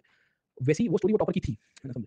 माँ-बाप आपको कहते होंगे ना कि हमारे टाइम पे हम स्कूल जाने में बड़ा संघर्ष करते थे, तो आपको वो एक पिक्चर याद आता है, बोलिए नदी में तैर के जाते होंगे, माउंट एवरेस्ट चढ़ के दूसरी साइड जाते होंगे तब जाके सर, ओके। तो वैसी कोई स्टोरी रियलिटी में टॉपर की थी सर, ओके। तो देयर वाज़ यंग स्टूडेंट्स वो सिटिंग, और मैं था और फिर और भी पोडियम में थे और भी स्पीकर्स भी थे। तो एक स्पीकर थे जो होस्ट थे, उन्होंने बोलना शुरू किया कि आज हमारे बीच में जो टॉपर है, उन्होंने बड़ा संघर्ष किया। तो टॉपर खड़े होके बाजू में गए उनको बोलने के लिए कि प्लीज़, है ना, कि यहाँ इतने, क्योंकि करीबन 1500 लोग बैठे हुए थे। बोले यहाँ ऐसे-ऐसे लोग बैठे हुए हैं जिनकी स्ट्रगल मेरे से भी खराब होगी। And I do not want to undermine और kind of feel disrespected for anyone sir, किसी को इतना। इसके लिए उन्होंने मना कर दिया कि मेरी संघर्ष की स्टोरी मत बताओ, उनको ये बताओ कि मैंने कैसे पढ़ाई की और मैं ये बताने आया हूँ। मतलब इतने खुददार व्यक्ति सर, है ना, मतलब दिल जीत गया था साहब, अभी मेरे कॉन्टैक्ट में है, मतलब कुछ होता है कभी-कभी, पोस्ट आती है, गुड मॉर्निंग, जय हिंद सर, लिख देता हूँ सर, ठीक। बोले कि यार मैं वो कह रहे थे, वो फिर खत्म हुआ ना उसके बाद, वो कह रहे कि यार मैं अकेला थोड़ी हूँ। बोले यहाँ जो बैठा हुआ है वो हर एक व्यक्ति ने, तब से मेरा दिमाग घूम गया। मैंने बोला यहाँ तो हर एक व्यक्ति संघर्ष कर रहा है। इट्स नॉट, वो कह रहा है ये देखो वो किया है, वो पता है मैंने किस परिस्थिति में, बहुत खराब परिस्थिति थी। वेरी वेरी मतलब सैड स्टेट ऑफ सिचुएशन, जहाँ से आप मतलब एब्सोल्यूट पॉवर्टी वाली कंडीशन से निकल के आए सर, यूपीएससी पास किया sir. And we will see कि वो कह रहे हैं कि देखो मेरी स्थिति यहाँ सबकी ऐसी है, ऑलमोस्ट 19-20 होती है सर, है ना, और सब क्यों नहीं, तो बोले मेरे को वो नहीं दिखाना, क्योंकि मेरे साथ और भी ऐसे लोग हैं, उनको व्हाट इज़ द पॉइंट, उसको जानना वो जान लेगा सर, है ना। नहीं बड़े खुदा बोले, मेरे को ये दिखाना नहीं है सर, मेरे को ये बताना है कि कैसे करना है। अरे नहीं ये ऐसा था, ऐसा था, ऐसा नहीं, वो छोड़ दो सर। तो तब से मेरा भी दिमाग वैसे ही चल गया है, ये 10-11 साल पहले की बात है सर, 2014 की आस-पास की बात, 9 साल हो गया। ठीक है। बोले ये क्या बना के रखा है सर, ठीक है ना? ये मैं ऐसा है सर, नहीं सब संघर्ष कर रहा है, एवरीवन इज डूइंग स्ट्रगल। अलग-अलग है, रिलेटिव है किसी की सर, किसी की इस परिस्थिति में, बट वो करना ही है, उसका कोई चारा नहीं है सर। तो उसको लेके ज़्यादा टेंटे टू मत करो सर, है ना? तो उनका एक ही डायलॉग था, बोले stop crying and start working, है ना? रोना छोड़ो, काम करना शुरू करो, रास्ता निकल के आता है। बोले यहाँ मेरे जैसा बंदा, वो कह रहे थे, तो मेरे जैसा बंदा यहाँ बैठा हुआ है, सर्विसेज में गया। तो बोले वो तो मतलब कोई भी कर सकता है सर, वहाँ तक बोल रहे थे सर। मैं कर पा रहा हूँ तो anyone can do it sir. खैर, तो what we see over here sir, okay. Gupta period में ये जो गोल्डन एज की डिबेट है, ये डिबेट इसके साथ ही जुड़ी हुई है पीजेंट्री के साथ, कि एग्रीकल्चर की एक्सपांशन हुई। क्यों एक्सपांशन हुई? क्योंकि लैंड ग्रांट्स मिल रही थी, खेती की जा रही थी। बट ये एक्सपांशन में क्या इंक्लूसिविटी थी? नहीं थी। क्यों नहीं थी? क्योंकि पीजेंट्री का तो एक्सप्लॉइटेशन हुआ। पीजेंट्री सामंतों के नीचे भी काम कर रहा है, स्टेट के नीचे भी काम कर रहा है, राजा को टैक्सेस भी दे रहा है, विष्टि भी कर रहा है सर। आप देखिए कि स्मॉलेस्ट ऑफ द टैक्सेस लिए जा रहे थे पीजेंट्री के ऊपर से। मैंने आपको अभी टैक्स बेस के बारे में बताया, रेवेन्यू के सोर्सेस के बारे में, है ना? तो भोग, भाग, उद्रंग, उपरी कर, हड़ कर, कितने सारे टैक्सेस थे, क्लिप्त, उपक्लिप्त सर, ओके, करेंगे पढ़ के। तो इस कंडीशन में क्या हमको लग रहा है कि हम लोग ये कह सकते हैं कि ये जो एग्रीकल्चर है उसमें एग्रीकल्चर का डेवलपमेंट हुआ होगा, but then we also need to see this part कि इसके कारण क्या किसानों की हालत अच्छी रही होगी? नहीं होगी ना सर, ओके, समझे। तो that is one of the reasons कि सब inflation along with expansion of agriculture, the growth of production, but lack of inclusivity led to the downfall of peasantry. And this is how you will counter the golden age वाला point. Golden age की जो point है ना, वो कोई किताब में नहीं दिया है, मतलब डीएन झा साहब ने लिखा है the myth of the golden as, but उसको छोड़ के आप बाकी सारे को पॉइंट्स के ऊपर देखोगे तो आपको ज़्यादा नहीं मिलेगा। आप बोलोगे यार ये क्यों अधूरा है सर, है ना? कहीं पे मिल नहीं रहा है सीधा-सीधा। उसके पीछे की कहानी आपको ये मिलती है सर, है ना? You find the same story over here sir, करेंगे हम लोग। फिर स्लेवरी की कहानी है, मैं आऊँगा सोसाइटी के ऊपर कल डिस्कस करेंगे, आप तो इकोनॉमी के ऊपर ज़्यादा बात कर रहे हैं। Tomorrow will discuss the social conditions, है ना, ऑफ द गुप्ता। तो एक तो ये कहानी आ गई आपकी, है ना? तो we will highlight the fact that the subinfeudation took place, the subinfeudation was initially not allowed, but later on by the period of Skandagupta. आप देखिए एग्जैक्ट टाइम स्कंदगुप्ता, विदेशी आक्रमण तभी शुरू हुए थे। विदेशी आक्रमण शुरू हुए थे तो ग्रेजुअली विल सी कि राजा कमजोर हो रहा था। स्कंदगुप्त के समय पे हुन आ गया था ना। The Hun invasion, first Hun invasion took place in the Skandagupta period transition में से, okay. So the financial condition became weak of the king. So they started granting the authority कि चलो तुम करो सर, ओके। तो इंदौर में आपको ग्रांट मिली, corporate inscription है, और इसके कारण सब इन्फ्लेशन हुआ sir, okay. This can be attributed to the Valabhi rulers and other rulers, and this eventually led to the decentralisation, है ना? Granting of land grant doesn't mean decentralisation in any sense. Even though administrative official जैसे भगीका या भोगपति हुआ करते थे, revenue official. भगीका मतलब जो भाग कलेक्ट करता था, भोगपति का मतलब जो भोग कलेक्ट करता था। भोग और भाग अलग-अलग है ना? हाँ, डिफरेंस बिटवीन भोग एंड भाग समझ में आया कि नहीं आपको? भाग is the customary share, annual customary share 1/6, है ना? भोग इज़ द चढ़ावा, खाना-पीना वस्तुएँ, है ना? भाई, है ना? ये खेत के अंदर आज केरी उगी है, लो सब है ना केरी लेके जाओ सर। कल मशरूम बनाया, मशरूम खा लो सर, है ना? वो भोग का पार्ट था sir, okay. That is over and above the customary share, है ना? तो भोगपति का के लिए अलग से ऑफिशियल था, है ना? भोगपति का सेपरेट ऑफिशियल, ओके। अब इनको भी वी विल सी की परपेचुइटी में मिली थी, है ना? तो ये परमानेंट नहीं थी सर, ओके, बट ग्रेजुअली फिर परमानेंट हो गई सर, ओके। तो कहानी आपको ये मिली over period of time. We will see कि the land grant is became powerful. So they started getting the administrative rights and the legal rights as well, sir, okay. And we will see कि they also started getting the fiscal rights and the revenue rights. So over a period of time, they became the new rulers of this region because they had the legal rights, administrative rights. They can punish anyone. They can trial them in a court of law as well, sir, okay. So they became the collector. Collector ही हो गए ना, district collector and district magistrate, revenue, come administrative, come judicial functions, है ना, समझे? They can also basically collect the revenue. While collecting the revenue, many times the operation of the peasantry used to take place as well, sir. Getting about, okay. And that is one of the reasons the peasantry was not asked. The traditional rights of the peasantry was taken away. Traditional right समझ में आ रहा है, वंश परंपरा का तरीका। देखिए मेगास्थनीज ने भी लिखा था कि the land belong to the state, but it was not right. मैंने आपको बताया था, कौटिल्य खुद भी कह रहा है कि प्राइवेट ओनरशिप थी, है ना? शेयर क्रॉपिंग और ये सब होता था। अब ये चीज़ ऐसी हो गई है बाय दिस टाइम कि दैट शेयर क्रॉपिंग से बांट में गया सर, ओके। स्टेट बोल रहा है या जमींदार कह रहा है आपका वही ठीक रहेगा सर, ओके। और इसमें फिर पीजेंट की कंडीशन सर्फडम के रूप में होगी। सर्फ बेसिकली एक प्रकार का बंधुआ मजदूर है ना, समझे? उसके साथ इसको कंपेयर किया गया, और यहाँ से ही जब हम लोग देखेंगे पोस्ट गुप्ता पीरियड, तो एक डिबेट चलती है जिसे हम लोग कहते हैं फ्यूडलिज्म की डिबेट। तो मैं अभी नहीं जाऊँगा कि इंडियन पीजेंट्री की कंडीशन क्या सर्फ के इक्विवेलेंट थी कि नहीं थी। उसके ऊपर प्रोफेसर हरबंस मुखिया कुछ और कहेंगे, आर एस शर्मा कुछ और कहेंगे। I will come back to this part, okay. At least try to understand and comprehend this story line कि क्या हुआ सर, है ना, समझे? तो कहानी आपको ये मिल रही है कि पीजेंट की कंडीशन इंडिपेंडेंस ही वो खत्म हो गई है। So they were reduced to serf for semi serf, that's very debatable question, okay. The right to subinfeudation granted to the recipients of the lands also created a situation for them and the recipients have having the administrative rights through which they can evict the tenants from the land. तो जो व्यक्ति कल तक किसान owner था private land का, छोटा विस्तार का, वही खुद बेसिकली बन गया बढ़वात, मतलब काइंड ऑफ टेनेंट बन गया। उसको भाड़ा देना पड़ रहा था सर, ओके। ओनर कोई और आया उसको इविक्ट कर रहा था, तो इविक्शन ऑफ पीजेंट्री भी हुई बड़ी मात्रा के अंदर sir, okay. And over period of time अलग-अलग प्रकार के टैक्सेस लागू किए गए। मैंने आपको टैक्सेस के बारे में ऑलरेडी पढ़ा दिया है सर, ठीक है, समझे? So new taxes were levied upon force labour was levied upon, तो कहानी पूरी तरह से खत्म हो गई सर, ओके। इन सब परिस्थिति में आप समझने की कोशिश करिए, तो हमको ये पता चल रहा है कि ओवरऑल एक्सप्लॉइटेशन पीजेंट्री का ज़्यादा हुआ। ऊपर से साइज़ ऑफ द होल्डिंग है वो भी छोटी रहती थी, क्योंकि पॉपुलेशन बढ़ रही है इस पीरियड के अंदर सर, ठीक है, समझे? And we will come to know कि इन परिस्थितियों में शेयर क्रॉपिंग थोड़ा बहुत होता रहा, but overall we will see कि किसानों का शोषण ज़्यादा हुआ। किताबों में कुछ-कुछ उल्टा लिखा है, जैसे नारद की और बृहस्पति की स्मृति में लिखा गया है कि the parties and the share croppers of the labour and the owner should have like no symbiotic relationship, okay ना, और दोनों के इंटरेस्ट को सेव करना चाहिए। बट बाकी स्थिति ऐसी हो गई थी कि जो लैंड की साइज़ है वो भी छोटी हो रही थी sir, okay. And over period of time fragmentation बड़ी मात्रा में हुआ और एग्रीकल्चर का ठीक-ठाक ग्रोथ तो हो गया, बट देन ओवरऑल कंडीशन ज़्यादा नहीं बढ़ पाई सर, है ना, समझे? तो हम इसके थ्रू कंक्लूड करेंगे कि भई the overall condition of agriculture increased but the peasantry suffered, okay. And फिर फ्यूडलिज्म के साथ आप लिंक अप करोगे, डिसेंट्रलाइजेशन लॉन्ग टर्म के अंदर देखने को मिला सर, ठीक है, समझे? सो लास्ट में हम लोग ये लिख देंगे कि it also led to the decentralization sir, okay, in political sphere as well sir, okay. तो ये खेती की परिस्थिति थी और this was the main issue with respect to the condition of agriculture at that time sir, समझे? तो गुप्ता में एक अलग से ये सवाल आएगा, है ना? सेकंड मैन्युफैक्चरिंग और ट्रेड एंड कॉमर्स। अब बेसिकली मैन्युफैक्चरिंग क्योंकि इसका डेवलपमेंट हो रहा है तो ये भी होगा, और ये होगा तो फिर ये भी होगा सर, ठीक है। अब इसको फास्ट हम फास्ट सीधा स्लाइड से कर लेते हैं क्योंकि इसमें ज़्यादा मतलब है ना क्या पीएचडी करने की आवश्यकता नहीं है, बट इकोनॉमिक कंडीशंस में ओवरऑल हमको पता होना चाहिए कि how the economic conditions have flourished in the Gupta period sir, okay. We will see कि इसमें गिल्स की कहानी है, गिल्स के ऊपर भी थोड़ा चर्चा करते हैं, फिर कल भी गिल्स के ऊपर चर्चा करेंगे कि क्या स्टोरी रहती है सर, ठीक है समझे। अब आप देखिए कि in the Gupta period the manufacturing had increased over period of time and this manufacturing was taken up by the guilds at that time simultaneously because the surplus agriculture and the stability that was given by the state it also led to diversification of the trade and craft as well okay. So ये manufacturing में centres निकल के आए, so there specific centres of manufacturing okay. We will also find industries also evolved at that time okay. So जैसे आपको iron की industry मिलती है, मेटल की इंडस्ट्री मिल जाती है, गोल्ड कॉइन्स के लिए आपको इंडस्ट्रीज मिल जाती है, मतलब मिंटिंग इंडस्ट्री हम कह सकते हैं, शिप बिल्डिंग की इंडस्ट्री मिल जाती है, सिल्क की इंडस्ट्री आपको मिलेगी सर ओके। तो मैन्युफैक्चरिंग का अपना खुद का महत्व है सर ओके। और इसके बारे में भी we will come to know कि द ऑथर्स लाइक कालिदास वरम हियर स्पेसिफिकली मेंशन कि how the economic diversification took place with respect to manufacturing side okay समझे। So based on this industries, we have knowledge about mining industry, the pottery industry, the public works infrastructure, the machinery sculptures, including the clothing and the silk industries. Okay. अब आप देखिए कि mining and metallurgy की importance क्या थी sir okay समझे। तो we will see कि इसको स्टेट कंट्रोल में रखा गया था। स्टेट कंट्रोल का मतलब ये है कि जैसे अर्थशास्त्र के अंदर भी Kautilya has mentioned about it and कमांडर का नीति शास्त्र इज आल्सो मेंशनिंग अबाउट कि this are the strategic sectors they should not be open up sir, उसको एक हद से ज्यादा ओपन नहीं करना चाहिए। वही कहानी आपको यहाँ पे भी देखने को मिलेगी सर, ठीक है समझे। सो वराम यहाँ कालिदास अमर सेना ने अमरकोश लिखी थी सर, तो Sanskrit grammatical book but it also talks about the existence of mines as well sir okay. In fact Amarkosha में अलग अलग धातुओं के बारे में लिखा गया, मेटल्स के बारे में लिखा गया है सर, ठीक है। तो ब्रॉन्ज से लेकर आयरन से लेकर अलग अलग प्रकार की मेटल्स की कहानी देखने को मिलेगी। इनफैक्ट ऐसा कहते हैं कि पीजेंट्री के बाद जो आयरन स्मिथ थे उनकी अपनी बहुत इंपॉर्टेंस आयरन स्मिथ इसके लिए क्योंकि ये वॉर स्टेट था, वॉर स्टेट के पॉइंट ऑफ व्यू से आयरन की यूज अलग अलग तरह से होती थी, मेटल्स के पॉइंट ऑफ व्यू से, वेपन्स के पॉइंट ऑफ व्यू से सर है ना। अब मेहरौली का पिलर आप देख लीजिए उसके अंदर आपको मिलता है। इवन एग्रीकल्चर में भी इतना बड़ा डेवलपमेंट हुआ प्ला के कारण हुआ सर, ठीक है। और ये प्ला अगर लकड़ी का प्ला बनता तो पॉसिबल नहीं था कि इतना डेवलपमेंट हो पाए सर, ठीक है। तो मेटलर्जी का साइंस का काफी डेवलपमेंट है और ये स्टेट कंट्रोल में था, ऐसे एविडेंसेस दर्शा रहा है सर, ठीक है समझे। We will see that Mehrauli pillar जो राजा चंद्रगुप्त के द्वारा बनाया गया, मोस्ट ऑफ चंद्रगुप्त 2 ही है, 1 तो हो नहीं सकता क्योंकि 1 के समय पे साम्राज्य ही दूसरा था sir okay. So it was not that much big okay. So it also identifies the level of excellency in metallurgy sir okay. The reason is that कि over a period of time we will come to know कि इसके ऊपर rusting नहीं हुआ है sir समझे। तो this also shows kind of the importance of metallurgy as a science in ancient India sir. अब ये इसकी अलग ही डिबेट है सर ओके कि बोलिए मिस्टर इंडिया बन गया होगा सर है ना, कि मुगेम्बो ने इसका जो क्या कह सकते हैं कि एक प्रकार की विल सी दैट जो फॉर्मूला है वो किसी और से ले ली होगी सर समझे, फिर छुपा दिया होगा सर ओके। दूसरी कहानी है कि बनाते वक्त बना तो दिया, उसको मिक्स करके फिर भूल गए सर है ना, समझे नहीं समझे। उसमें फिर कुछ वेस्टर्न ऑथर्स वो भी लिख देते हैं कि ये तो यूरोप का कल्चर का इंपैक्ट है, इंडियंस को तो आता ही कहां से था, ठीक है। इनफैक्ट ये मॉन्यूमेंटल जीनियस है ना सर ओके समझे। मॉन्यूमेंटल जीनियस मतलब इतना सारा कौन बेसिकली कर पाता था, पर ये एक ही है, ये स्टेट कंट्रोल में बना था, ये एक्चुअली उदयगिरी में बना था, एविडेंस है सेंट्रल इंडिया में। उदयगिरी चंद्रगुप्त 2 का गुफा था, वहां पे रहता भी था थोड़े समय तक। तो वहां के उसने ये क्या कहते हैं कारीगरों को बुलाया था और फिर कहा था कि तुम बनाओ सर, ठीक है समझे। So metal works have been highlighted in multiple source है ना, एक से अधिक किताबों के अंदर मेटलर्जी के बारे में बोला गया है। तो इसके थ्रू वी विल सी कि इनके यहाँ पे एक तो डेवलपमेंट आपको मिलेगा sir with respect to the trade and commerce and manufacturing parts okay.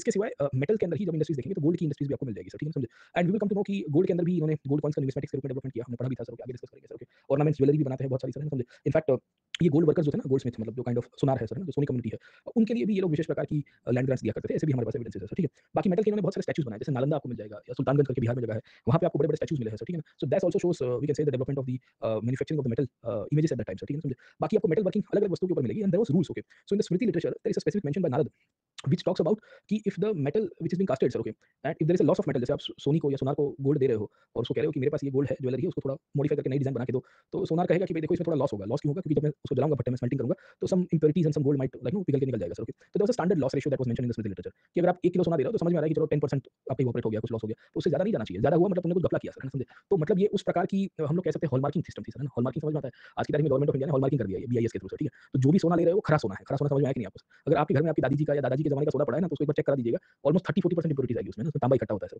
पुराने सोने जो थे, पुराने समय के जोलजाल जो होते थे सर, ठीक है। अभी तो क्या है कि खिड़कियों पर ओके, उसको आप जाके दिखाओगे ना वो लेबोरेटरी में, मतलब ये जो ज्वेलरी वाला जो काम करता है कि भाई मेरे को इसका टेस्टिंग करा के दो, what is the quantity of gold sir, okay. तो देन यू रियलाइज कि धोखा हो गया है ना। तो बोला तो कि 50 तोला सोना छोड़ के गए, उसको पूरी इंप्योरिटी को हटा दोगे उसके अंदर मिक्सिंग वाला इसको, तो देन यू रियलाइज कि वो 50 नहीं वो 30-40 तोला ही निकल के आएगा सर, तो बाकी सब गायब हो जाएगा सर। कहाँ गया? बोले वो तो सब इंप्योरिटी थी। और पुराने टाइम में ना ब्रॉन्ज बहुत इकट्ठा करते थे, ब्रॉन्ज और तांबा, मतलब कांसा और तांबा इन दोनों का उपयोग बेसिकली करते हैं। तो ये स्टेट कंट्रोल दर्शाता है सर, ओके। स्टेट कंट्रोल इसके अंदर भी आपको यहाँ से मिलेगा सर, समझे। बाकी कॉइन्स के अंदर कास्टिंग मैंने बताया, उसकी न्यूमिस्मेटिक आर्ट की अपनी इंपॉर्टेंस है सर, ओके। इनके समय पे ही क्लॉथ मेकिंग का एक अपना इंपॉर्टेंस था। इनफैक्ट ये जो कुषाणों के समय पे जो क्लॉथ मेकिंग हो रहा था ना, इंडियन हैंडीक्राफ्ट, वो इनके समय में बहुत निकल के आया सर, ओके। और सिल्क की इंपॉर्टेंस बनती है। एक्चुअली हुआ क्या, सिल्क चाइना से आता था सर, ओके। अब हमारे पास सिल्क की मैन्युफैक्चरिंग की टेक्निक नहीं थी उतनी ज़्यादा एडवांस नहीं थी। अब जैसे सिल्क रूट कैप्चर किया ना, तो वो कनिष्क के बाद की ट्रांजिशन है, तो एक वो चाइनीज़ वो ट्रूप्स जा रहे होंगे ऊपर से, मतलब व्यापारी लोग और कुछ मैन्युफैक्चरर्स भी थे, तो पकड़ा होगा किसी हमारे गुप्ता राजा ने या किसी ने ऊपर के नॉर्थ किंग ने, बोले इधर आ, क्या लेके जा रहा है? बोले सर वो सिल्क है। बोले कहाँ से बना है? वो कारीगर ने बनाया, बोलो उसको उठा के लेके आओ सर, है ना? So this is how we will see that Indian silk got manufactured with the advent in the post modern in the Gupta period, okay। और जो सिल्क की मोनोपोली जो थी ना, जो चाइना के हाथ में थी सर, वो हमने ले ली by this time sir, okay. और हमने लिया तो उसके कारण फिर रोमन्स को और मजा आ गई टेम्पररी। फिर तो प्लिनी विलिनी तब से बोल ही दिया था, मैं मेरे को तोड़ दिया सर, ओके समझे। तो सिल्क का अपना खुद का इंपॉर्टेंस बना सर, ओके। और सिल्क इंपॉर्टेंस बनने के कारण we will come to know कि यहाँ गोल्ड कॉइन्स की जो मैंने बताया जो ब्रेन इनिशियली हुई थी वो इंडिया सेंटर किसके लिए होती है सर, ओके। तो हमने कॉटन टेक्सटाइल तो बना ही रहे थे, कॉटन तो बहुत एंशिएंट है, मैंने हड़प्पा के समय से बता रहा है, पर सिल्क की इंपॉर्टेंस और जैसे ही गुप्ता या रोमन एम्पायर के साथ ट्रेड डाउन हुआ तो ये सिल्क के ही वीवर्स थे जिनको फटका पड़ा। तो देखिए कि silk became a very important commodity that led to the drain of wealth towards India, the prosperity in India at that time the Gupta period. But this inscription at Mandsaur actually categorize this fact that the silk weavers had to migrate back from Gujarat to Malwa because their demand got decreased, है ना समझे। कि उनकी demand कम हो गई तो obviously उनको migrate जाना पड़ा सर, गेटिंग पॉइंट। तो ये सब चीज़ें हमको पता होनी चाहिए, इसके साथ आप लिख सकते हो कि कैसे देखो क्लॉथ मेकिंग टेक्सटाइल की इंपॉर्टेंस थी। बाकी टेराकोटा की पॉटरी बना करती थी, डायमंड और रूबीज आपको मिल जाएंगे सर, है ना, क्योंकि माइंस एंड मिनरल्स का एक्सप्लोरेशन स्टेट के हाथ में था, तो स्टेट कहीं ना कहीं पत्थर को भी निकाल के इसके ऊपर से घिस घुसा के काम कर देते थे सर, ठीक है। टेराकोटा की पॉटरी आपको मिलेगी, है ना, पॉटरी टेराकोटा की इमेजेस आपको मिल जाएगी, उसके थ्रू भी आपको मिलेंगे sir, okay. And there are different different occupation that are mention in the literature and the books like Kama Sutra इसी पीरियड में लिखी गई थी, उससे भी हमको बहुत सारी चीजें समझ में आती है सर, ठीक है। इसके सिवा मैन्युफैक्चरिंग के अंदर मशीनरी और स्कल्पचर था, क्योंकि बिल्डिंग इनके समय पे बहुत बड़ी मात्रा में बने, एंड पब्लिक वर्क्स के अंदर हमें पता चलता है कि इंफ्रास्ट्रक्चर जैसे स्तूप बनता है इनके समय पे, स्कल्पचर इनके समय पे बनता है, Hindu temples Nagar style of architecture इनके समय पे बनेंगे, तो इसके थ्रू भी डेवलपमेंट हुआ होगा sir, okay. And finally we will see कि स्टेट ने बहुत सारी चीजें कंस्ट्रक्ट की थी, है ना, स्टेट बेसिकली कंस्ट्रक्ट कर रहा था इंफ्रास्ट्रक्चर को सर, ओके। ये इंफ्रास्ट्रक्चर के अंतर्गत सुदर्शन लेक हो गया है, चलो एक एग्जांपल के रूप में हम लिख सकते हैं, या वी विल सी कि स्टेट ने सिटी बिल्ट अप किया था सर, है ना, तो there is a inscription called as Gangadhar inscription, okay, समझे, और वहां पे एक नदी किनारे वहां बोला गया है कि स्टेट ने इंफ्रास्ट्रक्चर बिल्ट अप किया था सर, ओके। या वी विल सी कि मंदसौर इंस्क्रिप्शन जो मैंने अभी आपको बताया गुजरात के अंदर से निकल के आया था गिल्ड के बारे में, तो उसमें कहा गया है कि ये जो गिल्ड के व्यापारी लोग थे ना वो सब वैश्य थे सर, ओके। तो उन्होंने वहां गुजरात के अंदर टेंपल्स बनाए थे और असेंबली हॉल बनाए थे, गुजरात को पुराने समय के अंदर लाट कहते थे सर, ओके, LAT लाट, लता मत समझिएगा सर, ओके, है ना। तो एक बार मैं ऑफलाइन में पढ़ा सर, ये लता प्रदेश कहाँ है, मतलब कौन सा लता प्रदेश, बोले सर वो कहीं पोस्ट गुप्ता पीरियड में, मतलब वो चालुक्य के सेंट्रिक पूछ रहा था, तो बोले वो लाट है सर, है ना, लता नहीं है सर, गेटिंग पॉइंट, ओके। तो लाट प्रदेश कहते थे, ancient text it was called Lat Pradesh, okay. तो होता रहता है sir, okay, this happens with many people, okay. तो हमारे पास एविडेंस है sir, we have got evidences about different different public works activities, even Kalidas mentions about how the buildings, जैसे कालिदास ने महाकालेश्वर मंदिर के बारे में लिखा है सर, ठीक है, ओमकारेश्वर, नहीं ही is talking about Mahakaleshwar sir, ठीक है ना, इन उज्जैन अवंती के बारे में लिखा है sir, okay. So all of this actually highlights the state was concerned in the construction activities as well. अब आप देखिए कि जब आपके यहाँ पे इतना सारा वी विल सी की डेवलपमेंट हुआ, क्या कह सकते हैं कि मैन्युफैक्चरिंग का जब इतना डेवलपमेंट होगा तो फिर उससे सरप्लस बनेगा, और जैसे उससे सरप्लस बनेगा क्या होगा सर, ठीक है, it will to trade and commerce, समझिए। So what do we see over here कि the Gupta period correlates the facts that the manufacturing will increase, this will lead to the development of guilds, this guilds will eventually ply and they will make sure कि भाई ये manufacturing को convert करे व्यापार के अंदर। Secondly ये guilds बनेंगे तो ये व्यापार होगा तो अर्बनाइजेशन भी बढ़ेगा सर, ठीक है ना, and that is one of the reason we will see the cities will increase in this time sir. तो हमें प्रोफाइल ऑफ सिटीज आप देखोगे ना उपिंदर मैम की बुक में हर एक चैप्टर में दिया होता है profile of cities and urban conditions, okay ना, समझे। अब उसमें इतनी सारी फैक्ट लिखी होती है इधर इधर, तो हमको खाली एक्सट्रैक्ट करना आना चाहिए। We should know the important places because there were specific places जहां मैन्युफैक्चरिंग हो रहा गुप्ता पीरियड के समय पे, ठीक है ना, समझे। सो जहां स्पेसिफिक रीजंस थे जहां पे we will come to know कि the development was taking place, ठीक है, ओके। तो Pataliputra was the main place जहां मैन्युफैक्चरिंग हो रहा था, क्योंकि Pataliputra was the main capital Gupta, okay ना। फिर उज्जैन इन्होंने कैप्चर किया था, उज्जैन में आपको मिलेगा, गुजरात में आपको वल्लभी, जहां-जहां सामंत बैठे हैं, जहां-जहां इंपॉर्टेंट ट्रेड एंड कॉमर्स हो रहा है, जहां-जहां मैन्युफैक्चरिंग हो रहा है, ठीक है, जहां-जहां आपको इंस्क्रिप्शंस मिले हैं मेजर वाले sir, okay. All of this areas were seen in urban centres, और ये अर्बन सेंटर्स में गिल्ड मैन्युफैक्चरिंग एक्टिविटी सब साथ में हो रही थी, तो इससे व्यापार बढ़ा, और ये व्यापार एक्सटर्नली भी बढ़ा और ये व्यापार इंटरनली भी बढ़ा सर, ठीक है ना, समझिए। तो this is the last period when the climax of trade and commerce is taking place, क्योंकि इसके बाद हम लोग जब देखेंगे इकोनॉमिक कंडीशन में कल मतलब नेक्स्ट वीक के अंदर, तो पता चलेगा कि सब खड्डे में जा रहा है, डिक्लाइन जा रहा है सर, ओके। और ये डिक्लाइन फैक्टर अल्टीमेटली कोरिलेट करता है how the Guptas are running sir, okay, जो पोस्ट गुप्ता पीरियड के फ्यूडलिज्म के साथ जुड़ेगा सर, ओके। अब आगे की कहानी क्या हुई, कैसे हुआ सर, ओके, उसको ट्रेड एंड कॉमर्स को गिल्ड्स को अर्बनाइजेशन को कल ही करेंगे, और कल गुप्ता की सोशल कंडीशंस और कल्चरल कंडीशंस पे जाएंगे सर, ओके। मोस्ट ऑफ कल खत्म हो जाएगा, रिलीजियस कंडीशन बाकी रहेगी, तो एक और सेशन रहेगा, मतलब 5 तारीख है ना कल, 5 और 6 तारीख तक हो जाएगा गुप्ता, ओके, आराम से हो जाएगा sir, okay. But we are doing it comprehensively, थोड़ा रनिंग नोट्स बनाते रहना, क्योंकि थोड़ा अप्रोच थोड़ा हमने चेंज कर दिया सर, ठीक है। कल 5 है ना, तो 6 तारीख को हो जाएगा सर, ओके। तो देखो ये समरी है सर, क्या हो गया डाउट्स, चलो सर, ओके। अरे तमिलनाडु, ठीक है ना, समझे। मतलब it's more of a political implication as well sir, okay. बहुत सारी चीजें हैं, वो एक्चुअली द्रविडियन मूवमेंट का पार्ट है, पेरियार मूवमेंट के साथ जुड़ा हुआ है। पेरियार का जो मूवमेंट है ना द्रविडियन आइडेंटिटी के साथ, उसके साथ, तो इसका पॉलिटिकल कोनोटेशंस भी है सर, ठीक है। तो उसके ऊपर मतलब कोई बात नहीं चर्चा कर देंगे सर। ऑन व्हाट ग्राउंड्स, ओके ना, based on the literary traditions, okay ना, we have come to know, हमको लिटरेचर ट्रेडिशन में चीजें समझ में आ रही है। अब जैसे आपका वर्ण प्रथा है, वर्ण प्रथा बाद में निकल के आया था, वो बेसिकली पता चला सर, है ना, क्योंकि इनिशियली वर्ण मेंशन नहीं लिखा गया था 2 से 7 के बीच में, तो ये कैटेगराइजेशन हमने किया है sir, we have categorized it, okay. But then over period of time हमको ये पता चल रहा है कि कुछ कुछ चीजें बाद में निकल के आई थी, क्योंकि वो लिखा गया है कि चलिए ट्रेडिशन सर, समझे।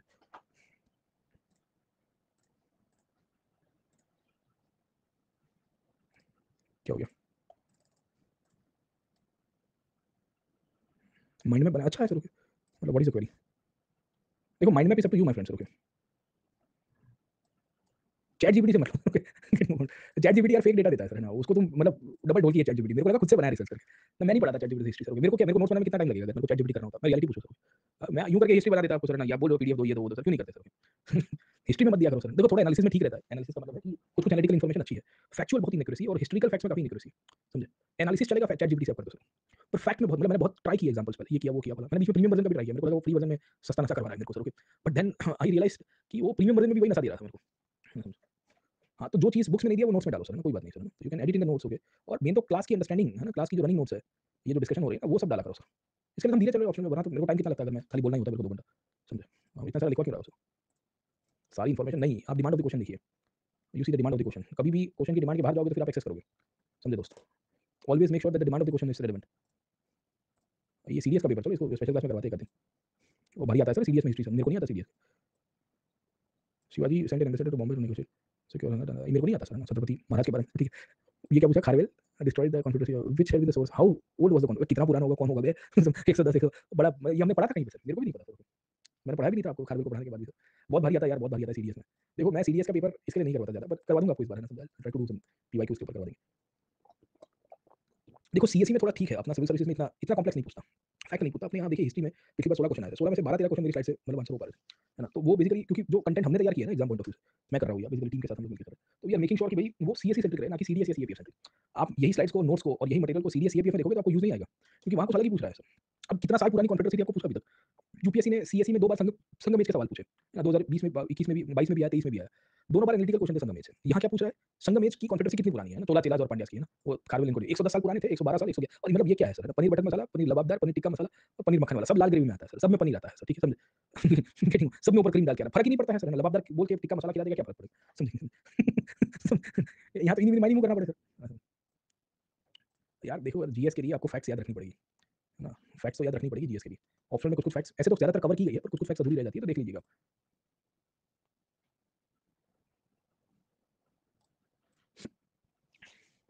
मतलब मंडलास का एक्चुअल डेट्स डिफरेंट भी हो सकता है, राइट? ओके।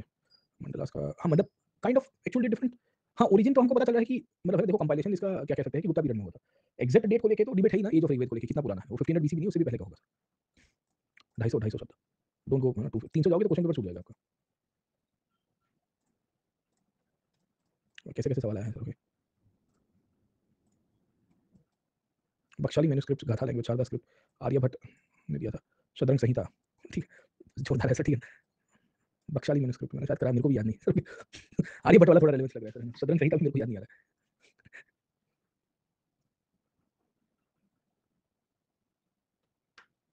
चलिए सर, ओके, कल मिलता हूँ मैं, बाय बाय।